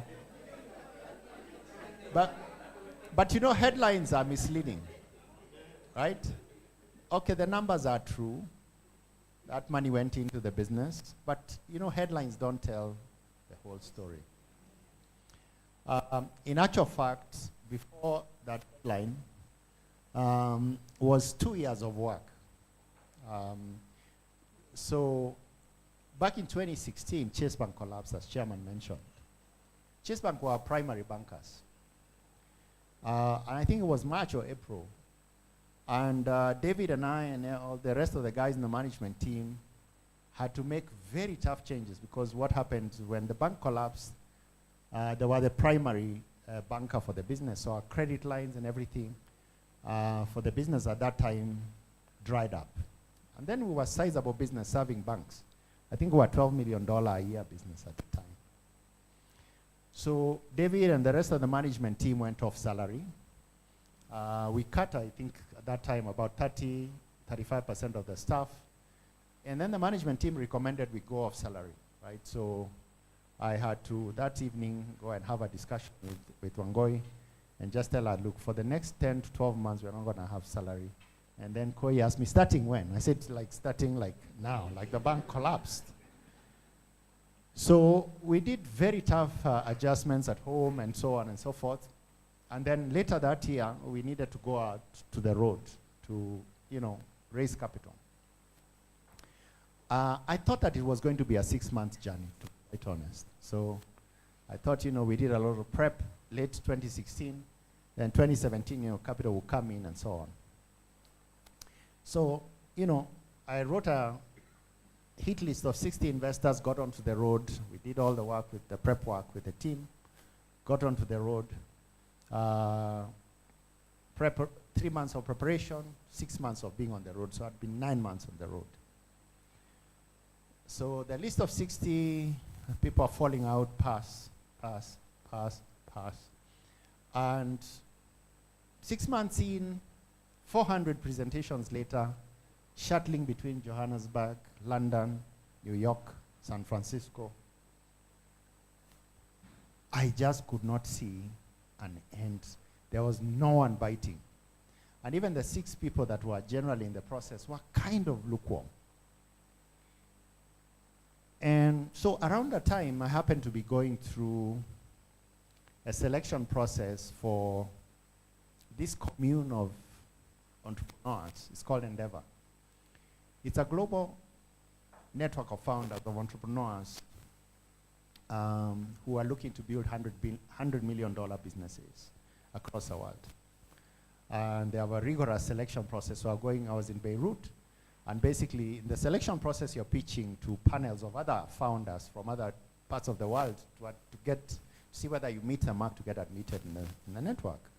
At the end of the pitch, one of the judges, asked me, so Ken, what keeps you awake at night? And, you've been pitching selling, right? And I'm not sure whether to be vulnerable or not and so on. But, but there was just no hiding from this reality. I just said fundraising. And they say, yes, we saw on the documents that you're raising Series C. You're out in the market looking. At that time, I was looking for $10 million. So he asked me, how is it going? I just said, not well. Oh, they're like, okay, not well. What's up? Described it and say, okay, I think Endeavor can help you with that. And I got admitted into the network, and then the network is incredibly proactive. And they put me together with an Argentinian entrepreneur. His name was Wences Casares. Very experienced, very accomplished Argentinian entrepreneur. A week and a half later, I had a 45-minute call with Wences. And so I got onto the call, niceties and so on. And then down to business, Wences says, okay, I understand you're raising Series C. I've been asked to help you. What's happening? So he asked me, okay, what does the business do? What problem are you solving? And so on. And so after some time, he's like, okay, you're solving an interesting problem. Business is well positioned. You sound like a reasonable guy. So why is it not closing? So yeah, which investors are you talking to? I gave him a rundown and I said, these are the 6, they're hot. And then he's like, okay, so you're talking to the right guys. And then he's like, and so what are they saying? And then I gave him some of the top 3 reasons which I was hearing. Business is too small, too complex, and so on. And then he's like, okay, interesting. He's like, okay, now pitch me. I asked him, what do you mean? He's like, no, assume I'm an investor. Talk to me like an investor. And so I'd been doing this 400 times, right? So I fired up the thing and I pitched him. 3 minutes in, he told me, stop. He told me, Ken, your storytelling sucks. That's your problem. And he says, fix your storytelling, your fundraising will go fine. All right, anything else? Cheers, goodbye, tick. So very crisp, very clear feedback. Very harsh, by the way. What was very confusing, actually, is that until that moment, I have always been described as a good presenter. As it turned out that my presentation was good for $1 million, but at $10 million, I needed to step up. Right? It was now no longer good enough. So got out of there, and we had a discussion actually with chairman, and we needed to hire a transaction advisor that was a very good storyteller. We found one in London. Chairman, I don't know whether you remember this Victor. Incredibly expensive guy, because transaction advisors would typically charge you 2% or 3% of the money they raise. This one was charging 5%. But when we shortlisted the top 5 and we listened to the pitch, this guy, in terms of his storytelling, he had a very specific quality, but he was a premium. We discussed with chairman, we discussed with another board member, we hired him. And for a couple of weeks after that, I drilled the hell out of me on just storytelling. So they fixed the deck, removed all the complexity, and made me do dry runs and don't say that, say this instead, and so on and so forth. And so a couple of weeks later, with the same story, then he said, now, who are the top 6? Let's now attack the top 6. And so we started going back to these investors. And then, so I remember going back to London and then meeting one investor who then eventually became the largest investor. He was completely lukewarm throughout the process. But on this particular day, same business, same person.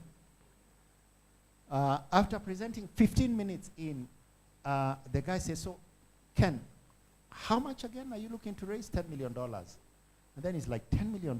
Like, I can't get out of bed for $10 million. It's like, you now go and decide whether you guys actually can absorb $30 million. If you are going to do $30 million, we're going to lead the round. And so, remember, same person, same story, same business, different story. Same presenter. Same village boy from Nakuru, right? Like, I was so confused, like, it was so shameless, like, lukewarm to this, whatever it is. Anyway, we discussed it and whatever it is, and just said, look, eventually, the round sort of worked out, because then the moment that investor committed, then everybody was lukewarm, followed in line, because that's really a deep investor. So what's the point of this story? So for 9 months, I was doing what we typically do for most of the most pressing problems. I was doing DIY, and DIY, you know, with a lot of respect, doesn't mean that you're indisciplined. You do a lot of research. You read a lot. You watch a lot of YouTube. There's nothing around the problem you want to solve that's not on YouTube. If you want to say, how do I run a good interview? It's there on YouTube. In fact, now even better is ChatGPT. DIY. Nothing wrong with DIY. At least it got me 6 lukewarm investors. The other thing you do is go it alone. Right? Go it alone. Somewhere in your sort of village network, you find your people and so on, and then not realizing that actually the level you're going is beyond your circle of influence. So that's what I was doing. Cost me 9 months. What do you think was the cost of that DIY GIA to business? What was the cost to the business? So as a CEO, mentally I was away for that period of time. So it means you're not recruiting executive people. You're not clarifying strategy and all of that. It's very expensive. DIY GIA is very expensive. And so, you know, in Komini we always say, it doesn't take long to build a successful business. It actually doesn't take long. It takes long for you to become the person that does. So it didn't take 2 years to raise capital. It took me 9 months to realize that I needed to be a better storyteller, right? It took me becoming a good storyteller to close the round. If I had started with just-in-time mentoring, if I had started with Wences, it probably would have been shorter. So Komini is actually about, you know, packaging this, building a network in which we can bring these what I call Wences moments to some of those everyday things that are preventing you from becoming the entrepreneur that progresses your business forward. That's what Komini is. And it has a couple of elements. The first one is basically story-led mentoring and coaching. Like if you listen to the Wences story, like that's really practiced experience. It's like that is somebody who's been through fundraising so many times that in one shot they can spot what's wrong with your fundraising, right? Like nothing wrong with your business, actually, just fix your storytelling. Because the moment they pointed what the problem was and they gave me the words, it was very easy to fix that. The second thing is generally authentic, open conversations. I could have told those judges that it's okay, it's going okay. It took me, I was on the stage and the selection stage of probably one of the most elite investor networks, or entrepreneur networks. But it took vulnerability for somebody to help me. And look at how specific there was. It's just connect Ken to Wences. Like I was connected to somebody who had a specific knowledge for the problem I had at that time. Open, authentic. Like it's what made the difference. And hopefully that we complete that loop with flexible and capital. Capital has character. American capital behaves in a very specific way.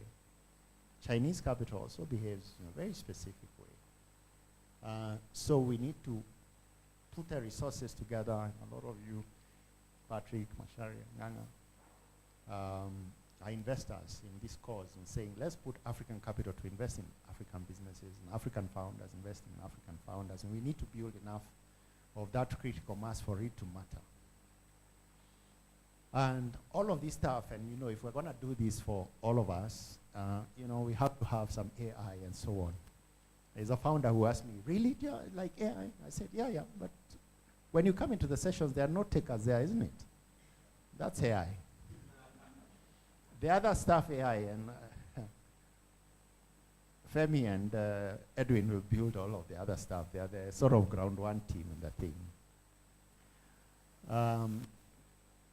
So it takes this village, our village, this village, to really raise great founders and great entrepreneurs. And Komini is that is. So we're looking to build this technology connected, authentic community to do that. And that's why we always arrive alive together. And those are the elements of it. Arrive because, you know, look, you pour so much life into your business that it deserves a shot to get where you want it to go. It really does. Alive is that, man, this journey is so hard. It can kill, we always joke, it can kill you dead. Entrepreneurship can kill you dead. You know those trips, that 6 months when I was shuttling between Joburg and all of that, this one day, I just collapsed at home. Like I just collapsed and terrified my children. I was in between flights. Just exhaustion, right? You're always on the flight and all of that. And you guys deal with that, right? Like, you know, you always see entrepreneurs who get into, it's like the grind is just so hard. So we need to de-escalate those things by reducing problems, being vulnerable and all of that. Very important. And together, so the bigger the network, the better it is. So the Komini program is generally the conversations that we've had and you've had today. There are around 7 areas of reflection. We found that generally, if you form a habit of reflecting around these particular pillars, they generally catch all of the most nagging problems of business. And those are the pillars. Why we start with you and your people is because it's the center of it all, right? Like, if you get that right, people solve most of the other problems. And it's just one of those things that will be a running part of the thing. I mean, look, I was incredibly fortunate to have worked and built very good teams. That's why Cellular's where it is, and that's why Pani's come this far. But even in just preparing this curriculum, running the people track in the second cohort, even I am learning new things. So you can really never have enough of these things. So a lot of, I'm hearing all kinds of mamas, it's like the guys in cohort 2, they're saying, oh, we've done people, so we don't want to come into, like people, like you don't have a PhD in people. Like, you gotta be in this program. Like, you're not an expert. Like, even I'm learning new things. So stop that story. We don't want dropouts. So this season 3, to be quite honest, has been in the works for a while. I think this island moment triggered it. Actually, if you go to the our plans for this year, which we did at the beginning of the year, getting Pani out of the room was like a key goal for this year. I think when the island moment happened for us in the family, it just was a wake-up call that, okay, we can't keep talking about this. Like, we actually have to build, and in any case, the desire for Komini is that it reaches more people. Because when Koya and somebody from Pani has to be in the room running the session, we can only do a handful at a time. And this is a game of network effect. The larger the network, the more impactful we can be for each one of you.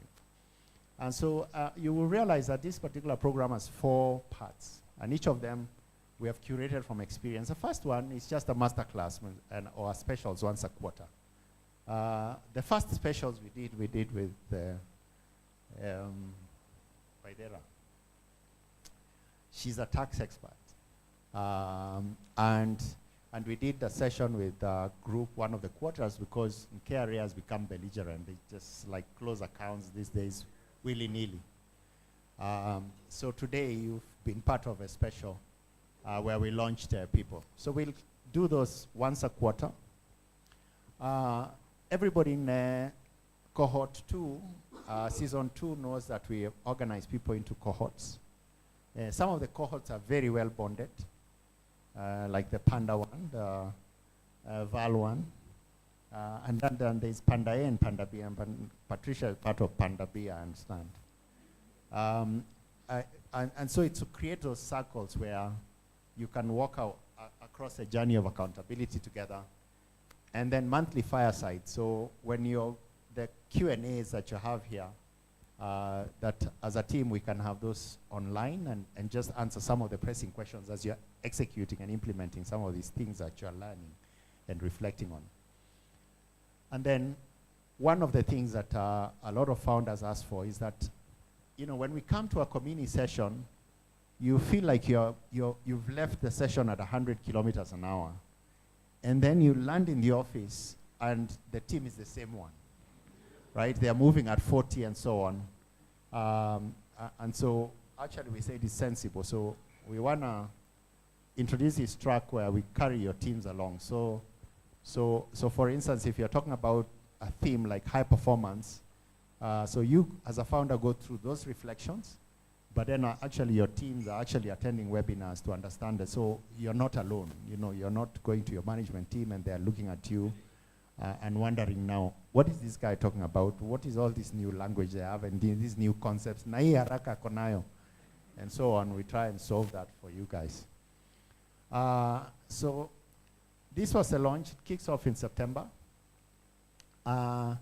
So there are 3 starting points, right? So first, you know that we've organized this immersion in 3 sprints. What we realized from season 1 is actually to get the depth that is required for people to feel comfortable to start making changes in their business. It needs 3 months. So that's what we call the sprint. So the way it'll run is you do a sprint, you rest for a month, you do a sprint, rest for a month. And then for this particular sprint, we just have one program, which is you and your people. But for season 4, we'll have 3 sprints, so you can always choose the sprint that talks to the problems you have. We also believe in sort of solving a problem at a time, right? We do a lot of that. Let's make sure that if we go after people, at the end of 3 months, you really have transformed your people habits and so on. And if we do customers that have transformed, and so on. And then there is for the team and so on. One of the things that we get out, this is a book. So that's coming soon. And we are going to do the book in a very different format. 1 and 2 are fairly priced. They're cheaper than MBA, certainly cheaper than DIY. Certainly cheaper than School of Hard Knocks. The book is going to be a premium. But I bought a big Elon Musk book, and I've got a bigger one by Steve Jobs, by Walter Isaacson. I think they were like $6K. So this one will be more expensive.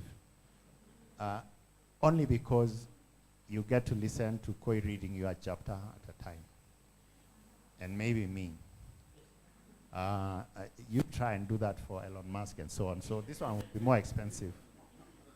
And so we've gone through the journey.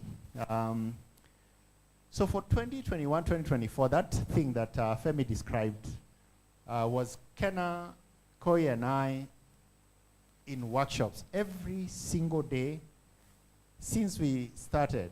We talked to 2 or 3 entrepreneurs. We're either in a 1-hour coaching session, half-a-day workshop, full-day workshops, weekend workshops. Like, that's generally been our lives for the last 4 years. And so that curriculum that you saw came from a lot of that. So that's what allowed us to really feel the needs. So what the last 1 year has been, 1.0, 2.0, 3.0, has been trying to synthesize it or package it in a way that actually fits your needs. We're not yet there, but we iterate and we change very quickly. We are very keen on that. Sometimes it's disruptive. We get a little bit of frustration from the guys already in the cohort when we change some things. But I promise, it's part of the process and it's all going to work out. As I mentioned, this cohort, I think, will have about 100 this season 3. This network gets more valuable to you as it goes. We have to grow it. We have no choice. I think we get to 1,000.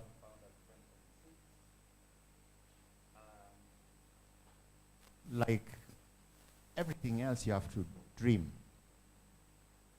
We don't know how it gets there, but all I know is when I ask myself, what if we could build a network of 1,000? Would it be impactful enough to you guys if you could have those Wednesdays moments with an entrepreneur in Nigeria, in China? We love Africa, Nigeria, Egypt, South Africa. I think that would be very powerful. So when you look at my doodles every Friday, you always see week X out of 560. There is one guy, and I was a bit suspicious because it was a KRA guy. I was wondering, why is a KRA guy following my doodles on Fridays? But he's the one who pointed out, he said, oh, so Ken, I love your Friday thing. You're giving us a 10-year roadmap. No one else has ever actually noticed that actually it's 560 is, week 560 is in 2031. Yeah, I'm not surprised. Amina is very diligent.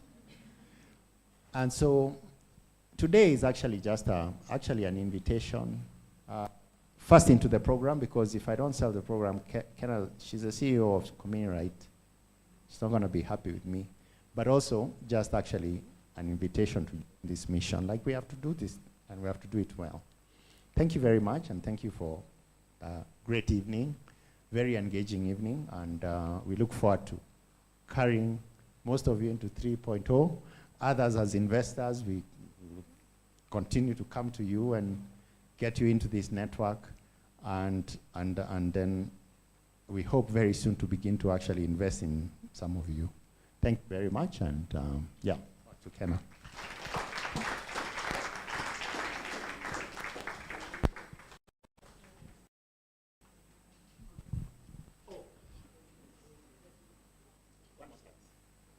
Oh, this one.